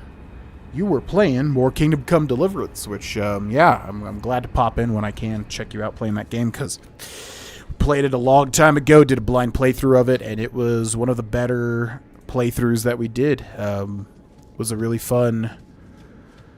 Yeah, I feel like it was like a post-Maverick's 1, maybe? Playthrough or something? Yeah, I feel like it was after that. Or 2. Something. Yeah, post-Maverick's 1 or 2, I feel like we did Kingdom Come Deliverance, and I really loved it, which is surprising, because I don't really like hyper-realistic games like that, typically. But that game is so interesting and unique. I really had a lot of fun with it. And I'm hoping you're having a lot of fun with it, too. I'm wondering where you are in the game. But, yeah, welcome in, Benny and friends. We are basically just doing endgame cleanup for Elden Ring DLC. We have gotten all the remembrances killed. And, yeah, feels like we got most of the stuff done. We're just kind of exploring around, trying to find caves and stuff. Pretty much. But what is up, Mighty Kirok? What is up, Benny? It's been a fantastic experience. It's a really good game. It's very unique. There's not really any game like Kingdom Come Deliverance. I've never really enjoyed the alchemy. I don't know if you've gotten to the alchemy yet, but that was a highlight for me. And obviously all the GTA-style missions, like with Father Godwin and those sort of things. Investigating the counterfeit coin in Sassaw. I don't remember that. The counterfeit coin. I do not remember the counterfeit coin. Vaguely. A faint remembrance lingers. But that's about it. But yeah, welcome in everybody. My name's Austin, and like I said, we're doing some Elden Ring post-game stuff, so you're not going to see any major spoilers, except for probably areas of the game. And yeah, go follow Mr. Benny. If you have not, cool dude. Playing some KCD, which is a fantastic video game. I absolutely hated Kingdom Come Deliverance. The hyper-realism made me rage. The combat was tricky. Yep. Yep, exactly. Yeah, the hyper-realism was never something that I really expected to enjoy, but I think I walked away from it appreciating it. The combat was very weird, but I think I got the hang of it. I don't want to spoil anything, but there's a way to train the combat at one point. And I think if you do that, I think not only do you get, like, ability points or whatever, but you just kind of also get the hang of it. So I feel like the combat kind of clicked for me at that point.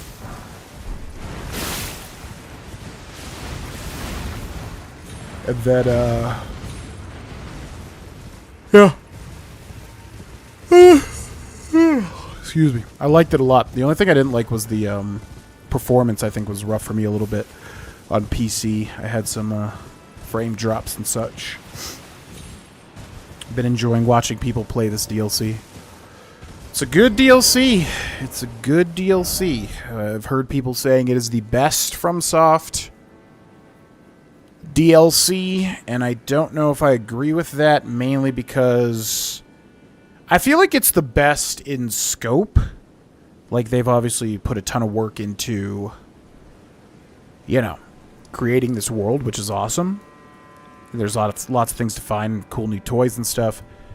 But, yeah, I guess my main thing was some of the bosses were not very fun for me to really get down and complete. Some of them were really fun and good challenges, and I felt happy with it. But other ones, yeah, I just wasn't... I feel like a lot of it comes down to my play style, which is very stubbornly solo and no cheese. But, yeah, that would be my biggest negative. Especially the final phase of the final boss, which took me many hours to get down. And I felt like a lot of it was not really a good learning process. It felt more just like learning how to avoid the attacks with really weird hitboxes sort of thing. But yeah, actual exploration, the map, the items, the weapons, the NPCs, I mean, all that stuff's really up to par. I just... I wish learning some of the bosses was a little bit more fun for me, personally. Ultimately. Like that all the dialogue is voiced and animated by the characters. All the dialogue in the game is voiced and animated by the characters? Wait, what does that mean? I feel stupid.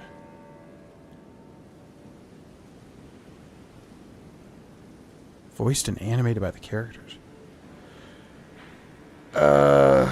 What's up, Courier? Welcome in. Do you have a most anticipated game coming up? I feel like we looked at these release dates, didn't we, recently? Was there anything crazy? We are at the end of June.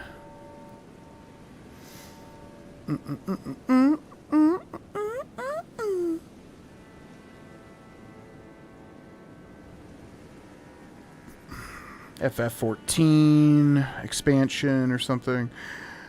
Legend of Once Human, Wastelander, Darkest Dungeon 2 for consoles. I think the only one that really I'm keeping in mind at the moment is Wukong. What's it called? Black Myth Wukong. In August. June, July. June, July. Yeah, I think the Black Myth Wukong's the only thing I really have been paying attention to. Everything else, I don't know. I either don't play or I've never heard of it, basically. Star Wars Outlaws, is that getting some hype? I feel like there was some like back and forth on that.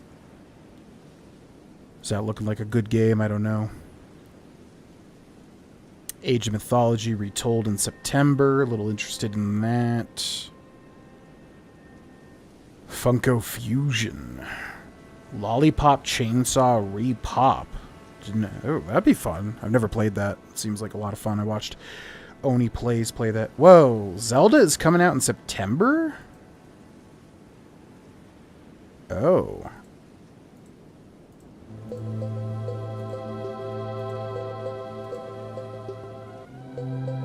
I did not realize Zelda was coming out. I didn't even realize Zelda was coming out this year. Wow, okay. Well, yeah, Zelda, definitely.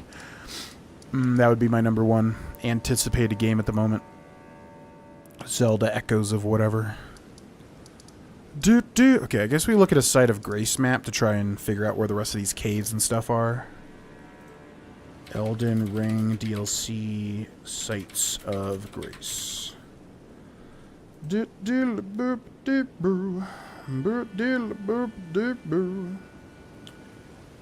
is 100 Sites of Grace in the DLC.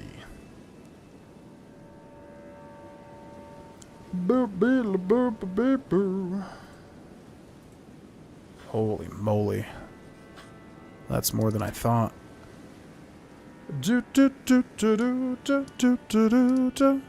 Gravesite Plain. There's like one over here, but is that... Okay, so this is Gravesite Plain, even though they have it written as Plains. This is Cliff Road Terminus. Scorched Ruins. Elac River Downstream.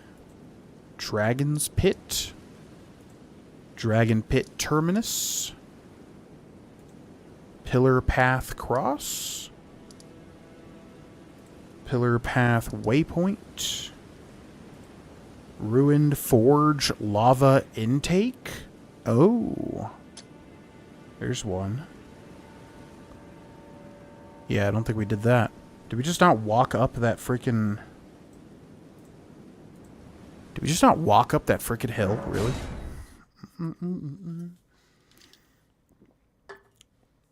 In KCD. Oh, gotcha. You get a little bit of cutscene, and all the dialogue is acted out. Yes. I actually did know that, yeah. Yeah, I remember that being a thing that I appreciated, too. Yeah, it's a cool game. I really, it's one of those that I just really... A lot of people suggested it, and getting into it, I was like, yeah, I really don't think I'm going to enjoy this. And then by the end of it, it was a grand adventure. It really was a lot of fun. Dragon Age Veilguard. Is that coming out this year too? I guess I thought all these games were coming out later. Veilguard I'll have to watch the gameplay on because that reveal trailer really kind of baffled me. Basically, the best I can describe it was... It really felt like...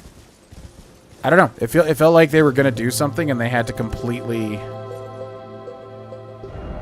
How the heck do we get down here? From here, I guess. Yeah. Dragon Age Veilguard really felt to me like they had like a completely different thing in mind to make for it. And then they completely shifted it last second, because everything that I knew about the end of Dragon Age Inquisition and the DLC, which was amazing, something about the Dreadwolf, whatever, I loved it. And they called it, you know, Dreadwolf for the longest time. And then they shifted it to something called Veilguard, and then from what I saw, the reveal trailer with all the characters had nothing to do with anything that I would expect to be the next iteration of Dragon Age. So basically I'm walking away with a feeling of like, okay, what is this? Is this like actually going to be a good, interesting thing, or is this going to be some weird kind of take it into a completely different direction thing? So yeah, I got to watch the gameplay and see some gameplay. I've only seen the reveal trailer of the characters. But I am a big Dragon Age fan. I don't know. This one's just giving me like the what's going on feeling, basically. Okay, another Forge. Witcher 3 is on sale for $4. Oh my god. Is it required to play the old ones first? Absolutely not, no. No, I played The Witcher 3 Wild Hunt first, and yeah, there's, you know, obviously there's a lot of callbacks to other characters and things, but you know,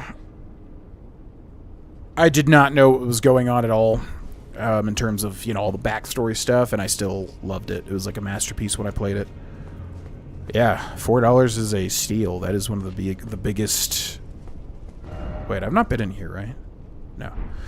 That was one of the biggest, you know, grandest adventures. And then if you like it, and you get to the DLCs, Heart of Stone is very small and kind of like linear, but amazing. But Blood and Wine is one of the best DLCs ever made.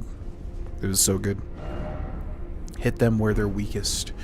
I saw a post by Illusory Wall on Twitter that said, why do they say this to the player? Because the enemy design has a very clear weak point, that jewel. So it's very weird that Souls would think that they have to explain that to the player when like most players are going to be able to figure that out, I feel like. And I totally agree with that. It's kind of odd to me.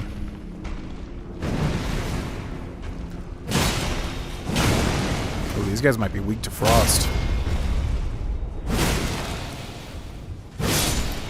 Damn.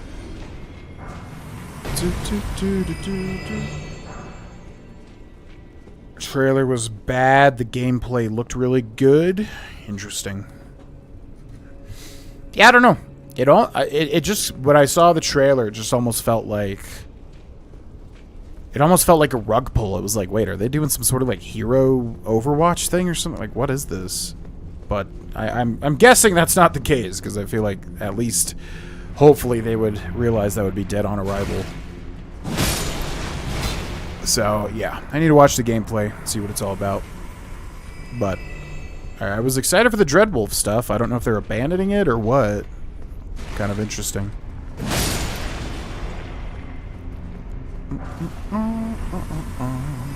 Smithing stone, smithing stone. Smith script thing. What? Help me so to speak. Healing. Wow. Help me so to speak. Didn't expect healing. Healing required. Ladder, therefore, try jumping. No, I'm good.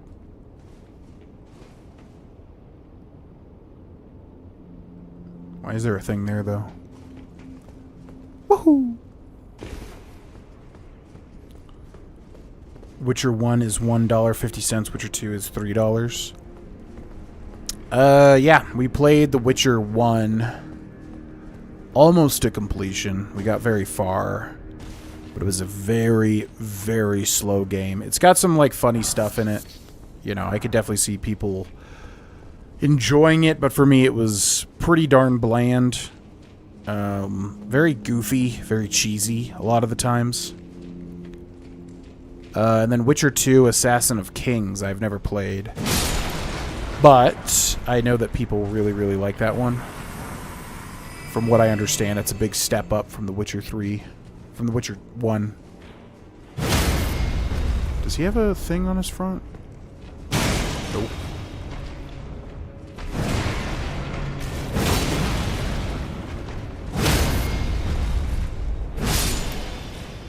Adios, muchacho.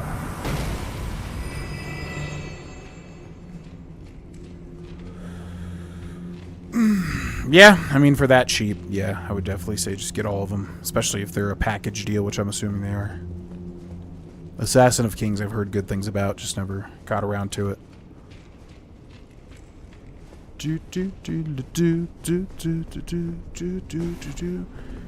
I'm getting a lot of YouTube subscribers today, and I don't really know why. Is that final boss video doing way better than I thought or something?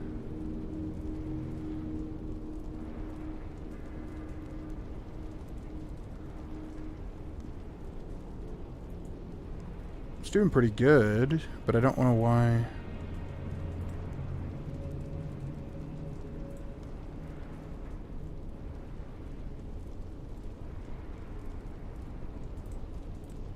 I don't know. Just a big sub day, I guess.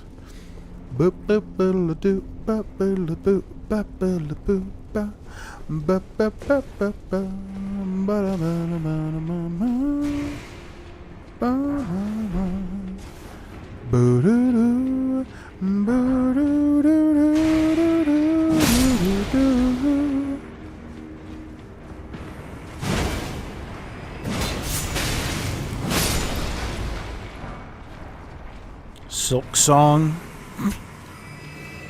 I don't know, man. Is that ever coming out? At this point? I mean, it's gonna come out, but yeah, that's kind of a game that's been notorious to be delayed, or I don't even know. Have they even told us things at points? I don't know, but not holding my breath for whenever the heck that comes out, because I feel like it's been delayed 50 times at this point.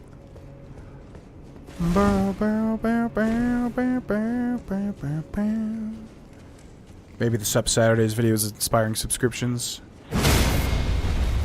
Yeah, I was wondering that too.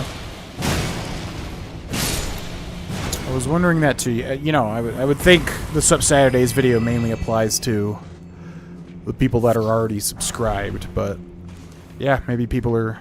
What I'm betting is the YouTube algorithm is recommending that video to people that subscribed or watched the guides, because I bet the YouTube algorithm likes, like, okay, this person watched a whole bunch of this type of video, but now there's like a this type of video, so they might like that. I don't know. I'll take it, obviously. It's down there and up there.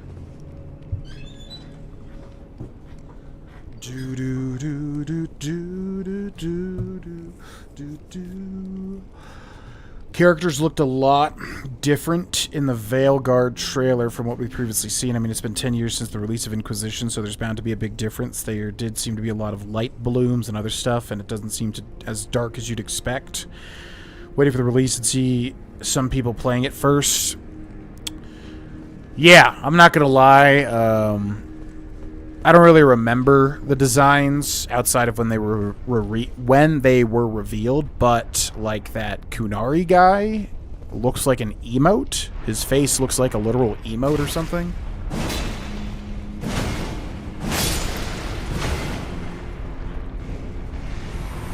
And yeah, not a fan of that. I'm gonna be real. I really like the design of the Kunari in Dragon Age 2, as much as I'm not a fan of that game. The Kunari looked sick as hell in Dragon Age 2. And now they're making them... I mean, in Dragon Age Inquisition, they also, like, kind of cartoonized them, if I remember correctly. But, yeah, I don't really understand the design concept, if I'm being honest, of at least that Kunari guy. I don't remember what the other characters look like, but I've seen that Kunari guy memed on. Smith script dagger. Dagger engraved with a Smith script. Reduce mass and you can throw the armament, causing it to bore through foes. When using the skill, the armament can be thrown further than normal and also pierce through enemies. I wish these were a little more unique, because like I don't really have much motivation to use them, because they all kind of have the same motif. What is the point of this? I'm assuming this drains, maybe? Okay. Gotta be the Radon effect. I guess. I mean, the Radon video did pretty well, but not, like, crazier more than the other guys that did well. Like, I feel like Commander Gaius is still doing even better. But, I don't know. I will not look a gift horse in the mouth. Guides are popping. It's Saturday. People are home and off work for the week and are grinding. Oh, that's a good point, actually. That might be what it is, honestly. Just finished rehearsing for some singing I'll do tomorrow at church. I thought of you while doing the warm-up exercises. You have a good range. You could easily take your singing to the next level with a little increased breath support and practice. Thank you very much. I appreciate the thought. Yeah, I really enjoy it. I really... You know, I don't have any delusions of grandeur of being like a singer or anything, but, you know, I've thought, like, that would... A different path in life. That would have been something I actually would have really enjoyed. Like, you know, every time we do karaoke recently, or every time we do karaoke for Twitch Sings... It's fun for me. It's like a challenge each time. It's like, you know, how much can you nail this thing, which is why I like it so much. It's almost like a video game to me, you know, like, oh, here's this song. Okay, what challenges is this song going to present? So yeah, I really do enjoy it. And I might just practice, especially if I can do it while driving around. Like if I can get started with how to practice and, you know, do that while I'm driving around to like kickball or whatever. Yeah, I might just do that if I find an extra 10 minutes to watch that that Jacob whatever channel that somebody suggested. Was that Jack Dackle or was it J? It's something with a J. I'm getting the people confused, but somebody suggested the Jake Teaches or something singing channel. Am I supposed to go down there for that? Why is that there? Am I just supposed to jump? Here goes nothing. Whee! That doesn't seem like what you're supposed to do, but sure. Falsetto, thank you. Thank you, thank you, thank you. Yeah, I think that's definitely my strength. I don't see. Yeah, I don't know anything about singing.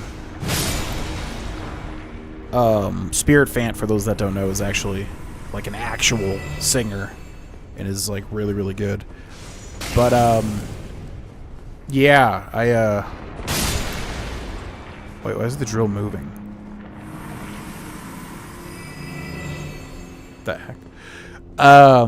Yeah, I always looked at falsetto as like, is that like real? Because it's called falsetto, false high voice, I'm assuming, whatever that means in Latin or whatever. So I was always confused if falsetto was like a legitimate like singing style. I guess it is.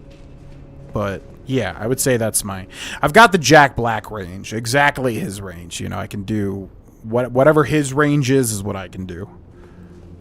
Obviously not, 1% of that, but I'm saying that's, yeah, whatever. That's why I can do those Tenacious D songs, because it just fits with my voice.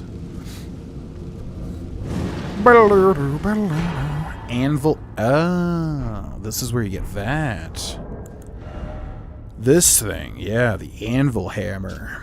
One of the treasures of the Ruined Forge's tremendous hammer that incorporates as its head the red-hot anvil of the forge. It is said that the anvil's shape is inspired by that of an altar, and that long ago was indeed used as such in rite and ritual. Slam the red-hot anvil to the ground, sending up countless spears. As it is pulled out, the spears disappear instantly. So I was watching some DSP clips just because I'm morbidly curious with DSP stuff, but yeah, he was using this weapon and he beat Grohlvana pretty quickly, apparently. He was also wearing apparently some overpowered armor. I don't really know. It was like that goat bull armor, I think, that increases your poise, right? And he beat Grohlvana pretty quickly with that hammer, and I remember the point of the video I watched was that his chat was giving him a lot of crap for using the weapon and the armor because it was overpowered. When he was using it, it didn't really seem that overpowered, to be honest. But point is, maybe that weapon is really good. I don't know. It's definitely interesting, at least. Okay, that was cool.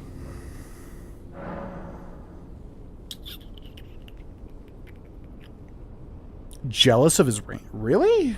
I would feel like you would have way bigger of a range than I do. Lava gives me visions of DS1. Yep, for sure.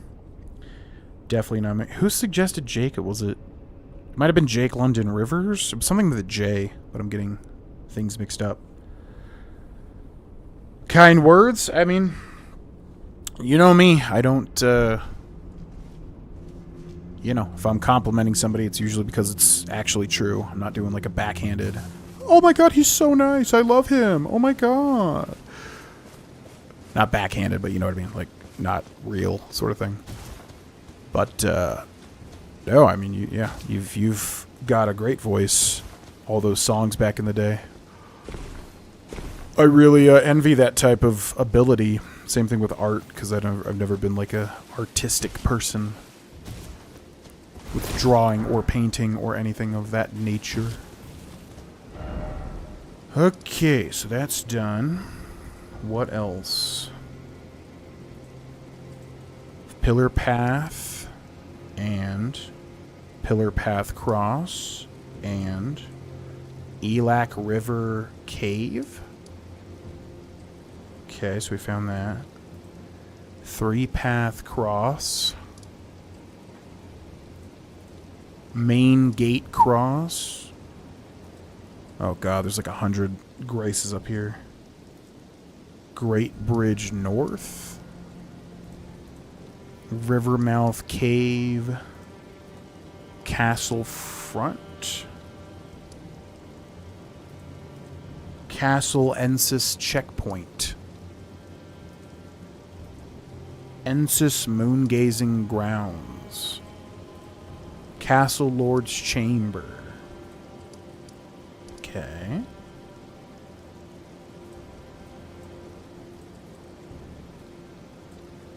I'm guaranteeing we're at least missing one of these. Small private altar. Bellurat Tower Settlement. Stage Front. Theater of the Divine Beast. Cleansing Chamber Anteroom. Divine Gate Front Staircase. Gate of Divinity.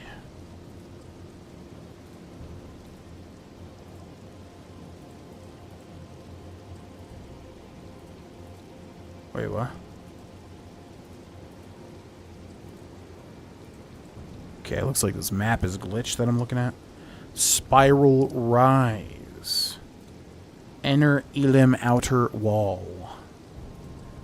Okay, so the only one we're missing here is called Bellurat Jail. How do we miss that? It's like right here. Bellurat Jail. Okay, let's go try to find that. Hey, GV, did you hear about the new horror movie Longlegs coming out? Got 100% Rotten Tomatoes score, and they claim it's the scariest movie in the last decade. Yeah, I keep seeing that. Yes, I'm very curious as to what the hell that is, because... yeah, I love horror movies. I used to hate them. If they're good, like, you know, if they're not just like, you know, obviously murder fests or slashers or whatever. Not really into that stuff. But if they are,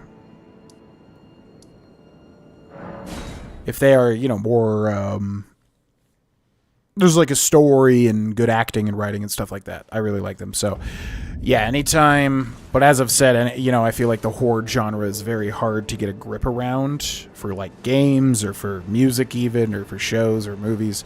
I feel like it's very, very hard to make good horror stuff compared to other things. So, anytime something like this new movie, Longlegs, starts getting around, I get really, really, really curious. So, I don't know anything about it. I've heard it's extremely scary.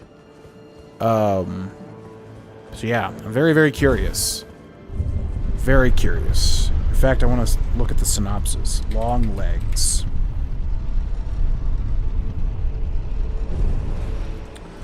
Oh, it's upcoming. It's not even out yet? July 12th? Oh. So this is produced by Nicolas Cage? What the hell? Starring Micah Monroe, Nicolas Cage, Blair Underwood, Alicia Witt, Michelle Choi Lee, Dakota Dalby. I don't know any of those people except for Nick. Longlegs is an upcoming American horror thriller film written and directed by Osgood Perkins. It stars blah, blah, blah. In the 1990s, new FBI agent Lee Harker was assigned to an unsolved case involving the satanic serial killer known as Longlegs. As the investigation becomes more complicated with occult evidence uncovered, Harker realizes a personal link to the killer and must act quickly to prevent another family murder.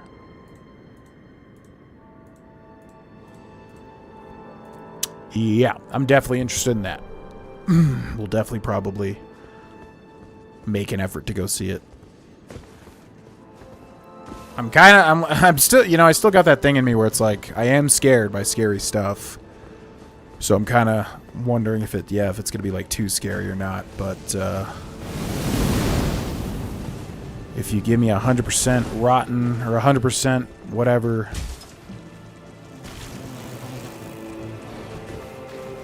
Rotten Tomatoes score, it sounds pretty good.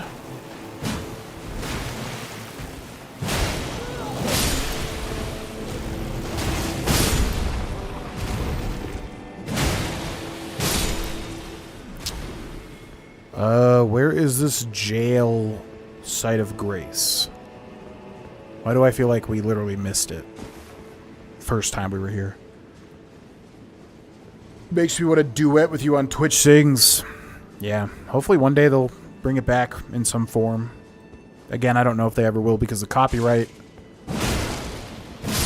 But that was some fun times. I really love those times. So much fun.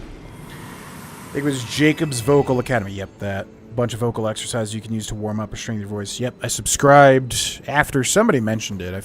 Who the heck was it? I don't feel like it was Jake. I usually don't forget who, like, suggests things, but I can't think of it. But yeah, I subscribed after they mentioned it.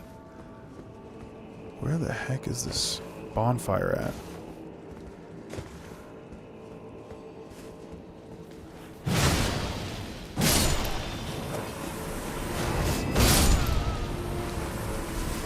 Is it possible to duet in real time without lag issues? I dropped some serious bits to hear a GV and Spirit Fant duet. How would we do it? So Spirit would have to be okay with that, obviously. First of all. Second of all, I guess we could we'd do like join a Discord call. We've not been through there. What's that? I guess we do like join a Discord call. What's this? We're just down there? Join a Discord call. We'd have to like queue up the video probably at the same time. It'd have to be a duet karaoke video. And yeah, we just trade off. I don't know if it would be lagless. That's the only thing. I guess that's the only issue that might happen, because it might not be. Not sure how lagless Discord is, you know.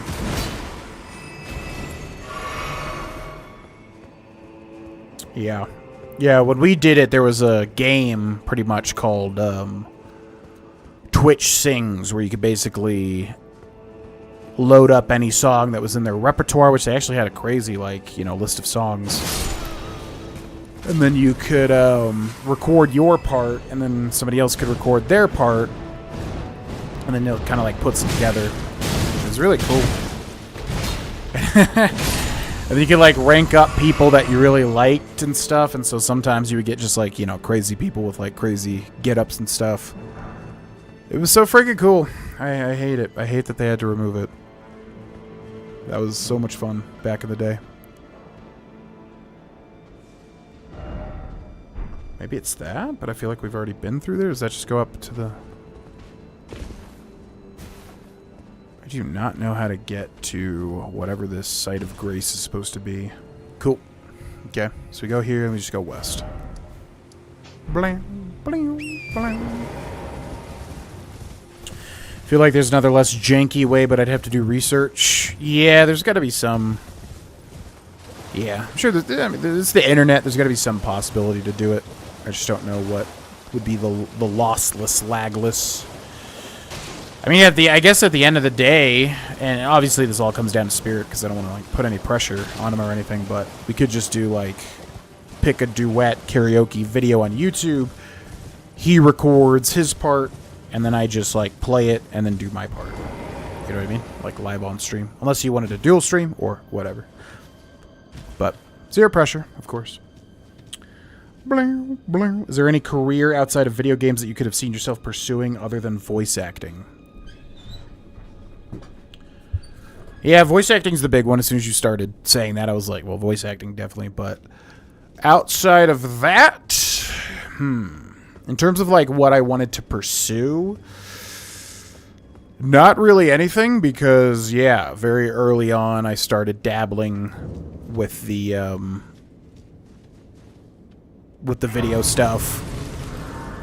I guess in like high school or something.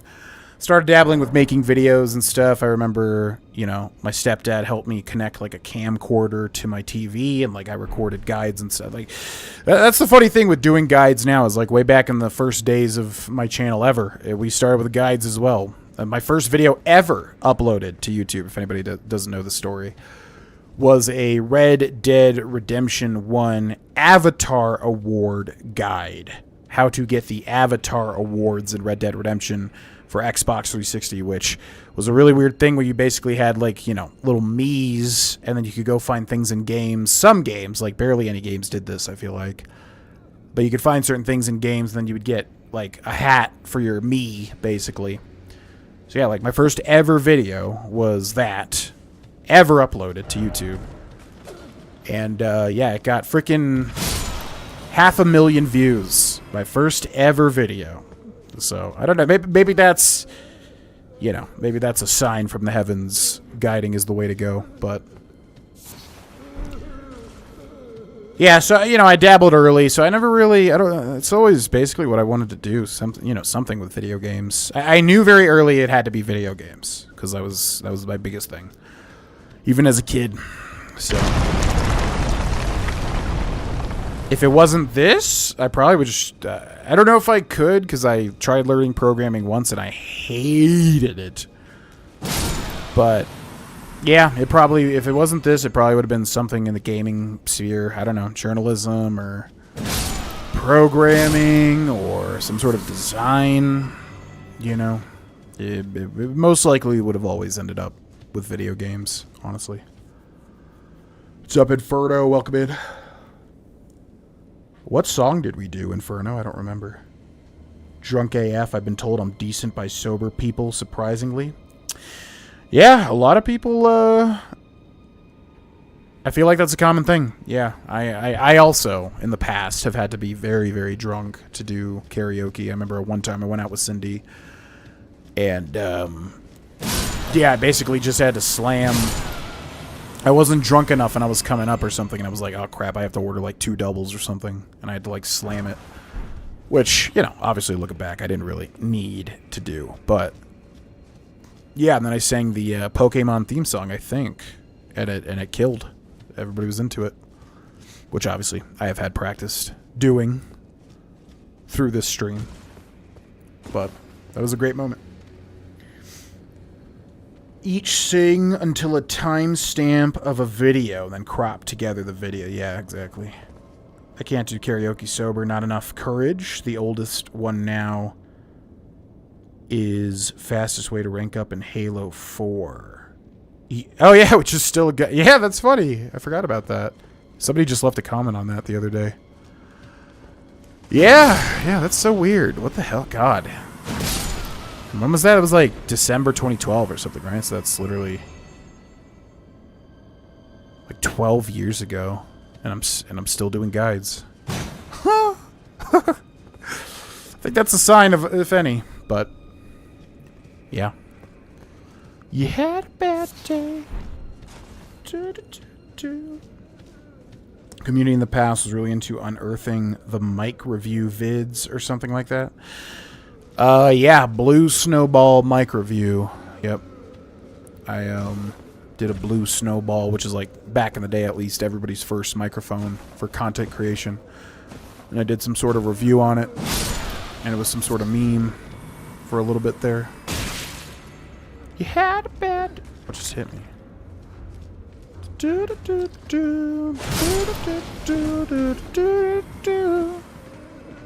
had a bad day. I think the Mariah Carey song and Let It Go. Don't ask why I did those songs. I don't know why too. I think we also sang Good Riddance. That's a good one. Another turning point, a fork stuck in the road. Son grabs you by the wrist, directs you where to go. Son never further rest is there is one. Bum, bum, bum. It's not a question, but a lesson learned in time.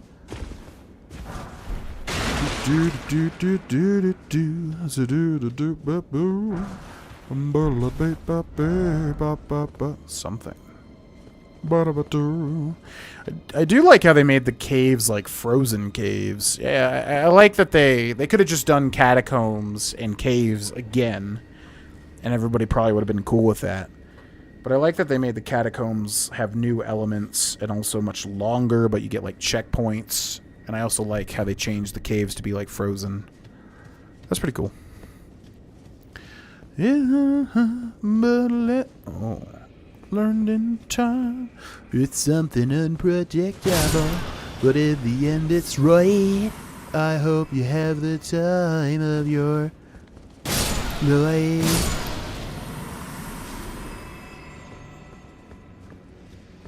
How do you remember date like that? December 13th, 2012. Damn. Yeah, I just remembered there's a lot of like December times for me and like certain major life events and stuff. A lot of stuff happened like around December because like I bought this house at like December. Yeah, started my YouTube channel late December or December. I don't know. There's just a thing where I remember that, you know. Skyrim rap is the worst video you made. Funny though. I think it was good for the time. You know, I think it hit that note of cringe, but also self-indulgent cringe. You know what I mean? It's definitely cringy to listen to at this point in time again, but I'm proud of it in a way. I enjoy having that being made. Just remember my voice sounding like a complete fetus. I don't remember. We did so many duets with so many different people. I honestly don't remember that one. Yo, what up, 420? Welcome in. Yeah, I was happy to see that you got gifted a sub. Because you're a cool dude. Welcome in.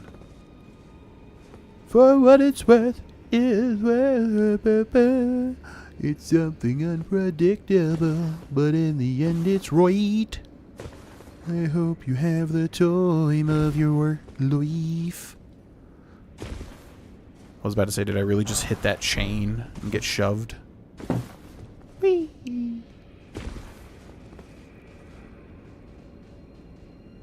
Now there's a treasure chest up there. No way to make that jump, right? Nope.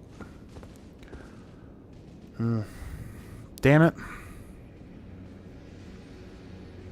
No way to go back, right? Nope. Okay. Whatever. What does a fetus sound like? Probably like... Oh, they made the last one a dude. That's pretty cool. Yeah, boppity. Zoppity, boppity. Oh. For what it's worth. Do, do, do, do. Something unpredictable, but in the end it's right.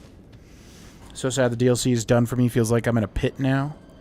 Besides the overtuned bosses, what a fantastic FromSoft offering. Yeah, I enjoy doing all this little stuff. I enjoy getting all the, you know, caves done, catacombs done, sites of graces found, stuff like that. I don't know, man. I'd be lying if I said that final boss really didn't sour the DLC for me. I know that sometimes I let my salt get the better of me. And I'm trying to look through that and really critically look at the DLC, but I don't know. I did, you know, it's obviously very quality, as I've said. I just wish I enjoyed the adventure a bit more, especially because I guess, you know, my favorite thing is the bosses, is breaking down the bosses, learning the bosses. And I just feel like I didn't really get what I was looking for. At least in terms of other FromSoft offerings in the past. But as far as the quality of the DLC and the amount of content in it, yeah, it's fantastic. I mean, it's great. FromSoft don't miss. Just watch the Skyrim rap. It's a classic. Don't waste your time. Don't waste your time on me, you're already the voice inside my head. Which artist is that? Mark's voice? Who's Mark? That's gotta be one of those, like, Sum 41 type bands, right? Don't waste your time on me, I'm already the voice inside my head. Tom that sings it? Which band is this? Voice inside my head. Blink 182. Yeah, I never got into that subsect of, whatever you call that, punk. I know, travesty, I know. But, nope, never got into Blink, never got into Matchbox 20. I guess that's more considered, what, alternative? Never got into some 41 or whatever that genre is. I don't know. Just never.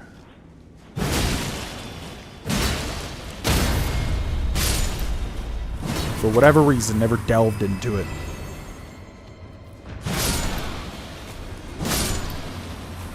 But I'm very familiar with the songs that they were famous for, because I've heard them time and time and time again on the radio, of course. Oh my god. It's a freaking pot labyrinth. Huh. Don't waste your time on me. You're already the voice inside my head. What the hell is this place? It's like 15,000 passageways now.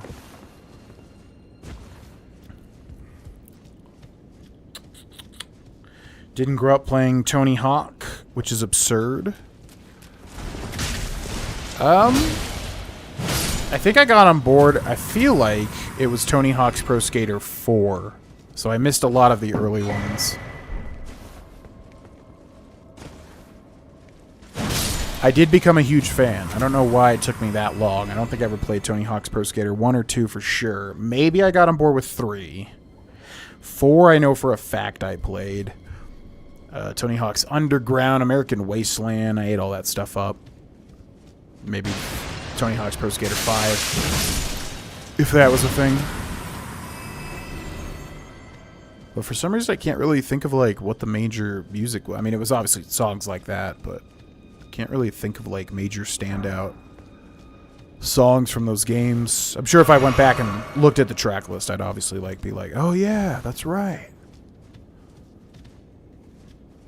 The bigger thing for me is like Guitar Hero and Rock Band. I could name you like all the songs on all of those games. Don't waste your time on me. I'm already the voice, and you're already the voice inside my head.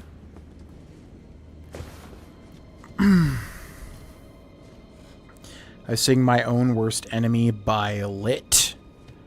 Please tell me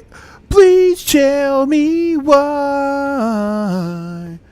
My dog is in, my car is in the front yard, and I sleeping with my clothes on. Came in through the window last night. Oh, I freaking hate that song. That's one of those songs that like I played 500 million times in Rock Band or something. And I'm like, I can never listen to this again as long as I live. It's not that it's a bad song or anything. It's just I've heard it time and time again. But there's some that fall into the category of the same thing, except I don't mind it. Like Say It Ain't So by Weezer. Like that's a song I could listen to over and over and over and over. And I'll never get tired of it. But that song by Lit, can't do it. Hate that song. Nothing is bound to me. I am my own worst enemy. Crap out of me. Came in through the window last night. Oh,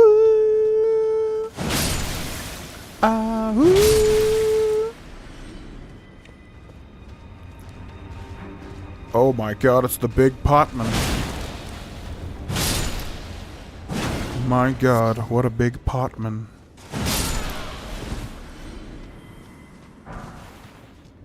Fix ETA is 12:30 in the morning. Damn.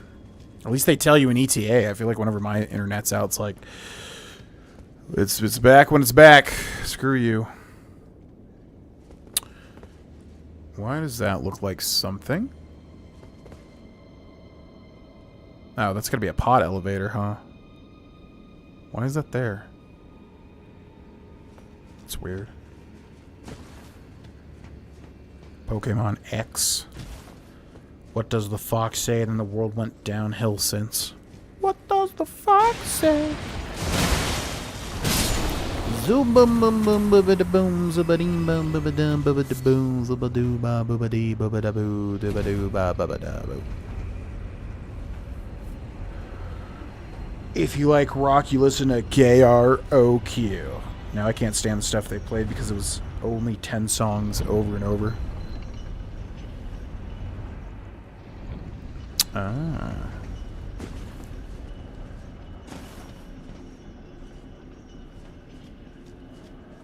What's the point of this? Yeah, these caves are very involved, I must say.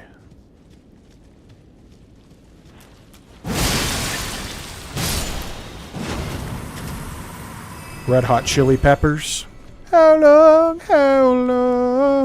will I fly? The Great Jar. Oh. Separate my heart. I don't believe it.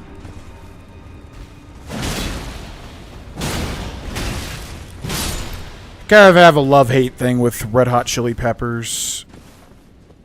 I think they're talented, and I think they have really good, like, hits and stuff. Even non-hits, yeah. I basically agree with what you're saying. It's like, it's hard for me to kind of listen to them. I don't know. I feel like I've heard, you know, every song they've made 400 million thousand times. Kind of loses its luster. Separate my side. I don't. Great jar. A great jar which fits comfortably over the head when upturned.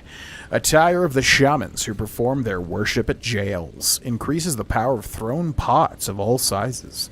They offer their prayers to the innards of the great jar, such that they might be reborn one day into sainthood. This is the cycle of death and rebirth taken into the hands of mortal men. Why do I feel like I wanted to do something? Don't believe it. Yeah, my favorite Red Hot Chili Peppers album is Stadium Arcadium. I actually like that one quite a bit. Especially the song Animal Bar. Never 21 when everyone's a sailor. Coming up strong at the Animal Bar. It's a good song. Do I just fall here? Whee! Whip on the telly, Mum. It doesn't matter what channel, Mum. Don't believe it. Slid in my room. Oh yeah, flip on the. I didn't realize you were talking about that. Flip on the telly. Wrestle with Jimmy. Something is bubbling inside my mind. And I say, this world is a water slide away from me that takes me further every day. Hey, so be cool. It ain't so. Your drug is a heart shaker. Alright, I think I see the fog door. I wonder if it's called something different in Elden Ring. It's called like the gold door or something. Woohoo! Say it ain't so. Whoa. Catholic schoolgirls rule. Catholic schoolgirls rule. Catholic do schoolgirls rule. Catholic schoolgirls rule. Demi-human. Oh, okay. Look at this little bugger. Demi-human sword master Onz. Oh yeah, this is the Onz's stars. Person, I guess. What the hell?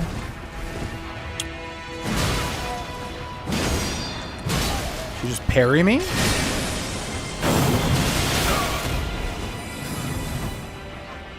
She got a grab?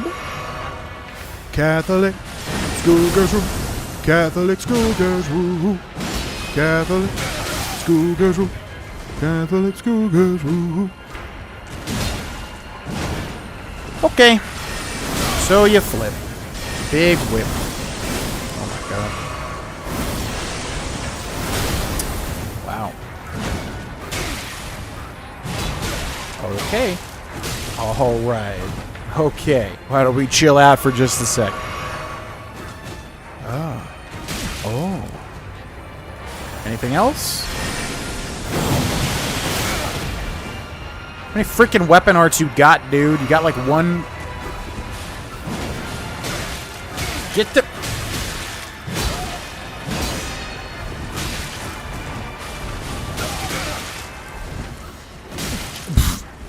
I literally can't even get away from it.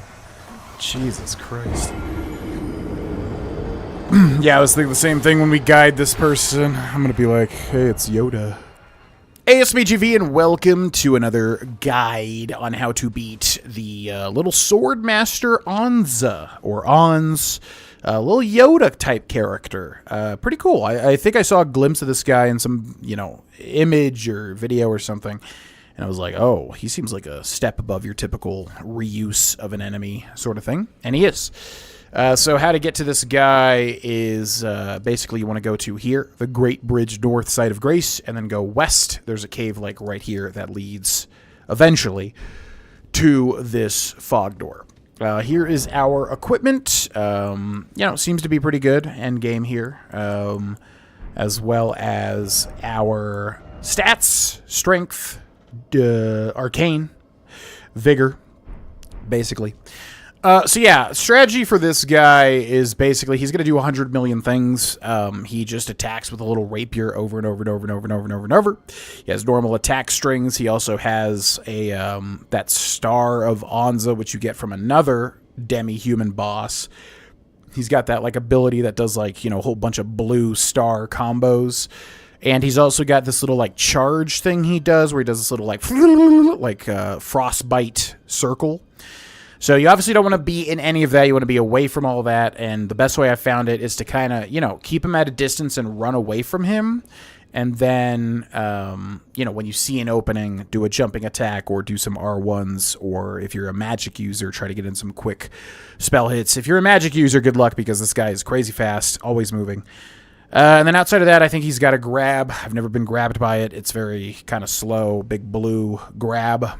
But yeah, we're doing this kind of end game. This definitely seems like it should have been earlier because we deal insane damage to this man. So this is a absolute joke for me at the moment, but I'm going to try to show you his stuff if he's not a joke for you. And I could see this guy being very, very tough as well. So as you can see here, he's doing just a million little sword hits. And he's going to do a lot of big blue swings, which is basically, as far as I understand, the Onz's, which is this guy. The Onz's, there's the grab. You can see he's very slow and deliberate. So see, he's walking, so I'm going to do that. You see the damage that we're dealing with this guy. It's crazy. I got to be careful not to kill him too fast. When he does that charge, big crazy flurry. So yeah. Basically, the tip, just run away from him, and when you see that he's got an opening, run in, bash him, bash him, bash him, bash him. And, yeah, he will block your attacks as well. He's got some sort of, like, either block or sort of repost thing, or, he can do something where he blocks your hit, so just be careful for that. And, otherwise, yeah, just kind of run him out, keep him at a distance, look for opportunities to go in. Especially when he's slow walking. When you see that charge, just basically get out of the range. And nothing too crazy with little demi-human sword master Anza. We're going to give him a flip. Boop. Zoopity, boopity, boop. And down he goes. Goodbye. Demi-human swordsman Yosh, or Yash. So yeah, if you are doing this early, which I feel like a lot of people are probably going to miss unless they come to this. I feel like this is the lake where the Ghost Flame Dragon is, right? So I feel like a lot of people are going to come here, see the Ghost Flame Dragon, and go, okay, that's it. But then, yeah, there's a cave here. So if you do this early, he is probably going to be way more brutal than if you're cleaning this up near the end of the game. So, yeah, best tip, as I said, lock on, keep him at a distance, always kind of be running back. And just look for when he slow walks. Big tip is whenever enemies slow walk, bosses, even in these games or in Elden Ring, you can basically always do something, heal or hit them, because they slow walk for like a set time, typically, even the last boss in the game. So, yeah, when you see him slow walk or, when he finishes like a big attack, like that big charged frost ball, that's your cue to go in, smack him around a bunch or charge up some spell if you're a magic user as well. But Pretty simple. Hope this guide helped. Thanks so much for watching. Support the video if you wish to support, and I'll see you next time. Bye-bye.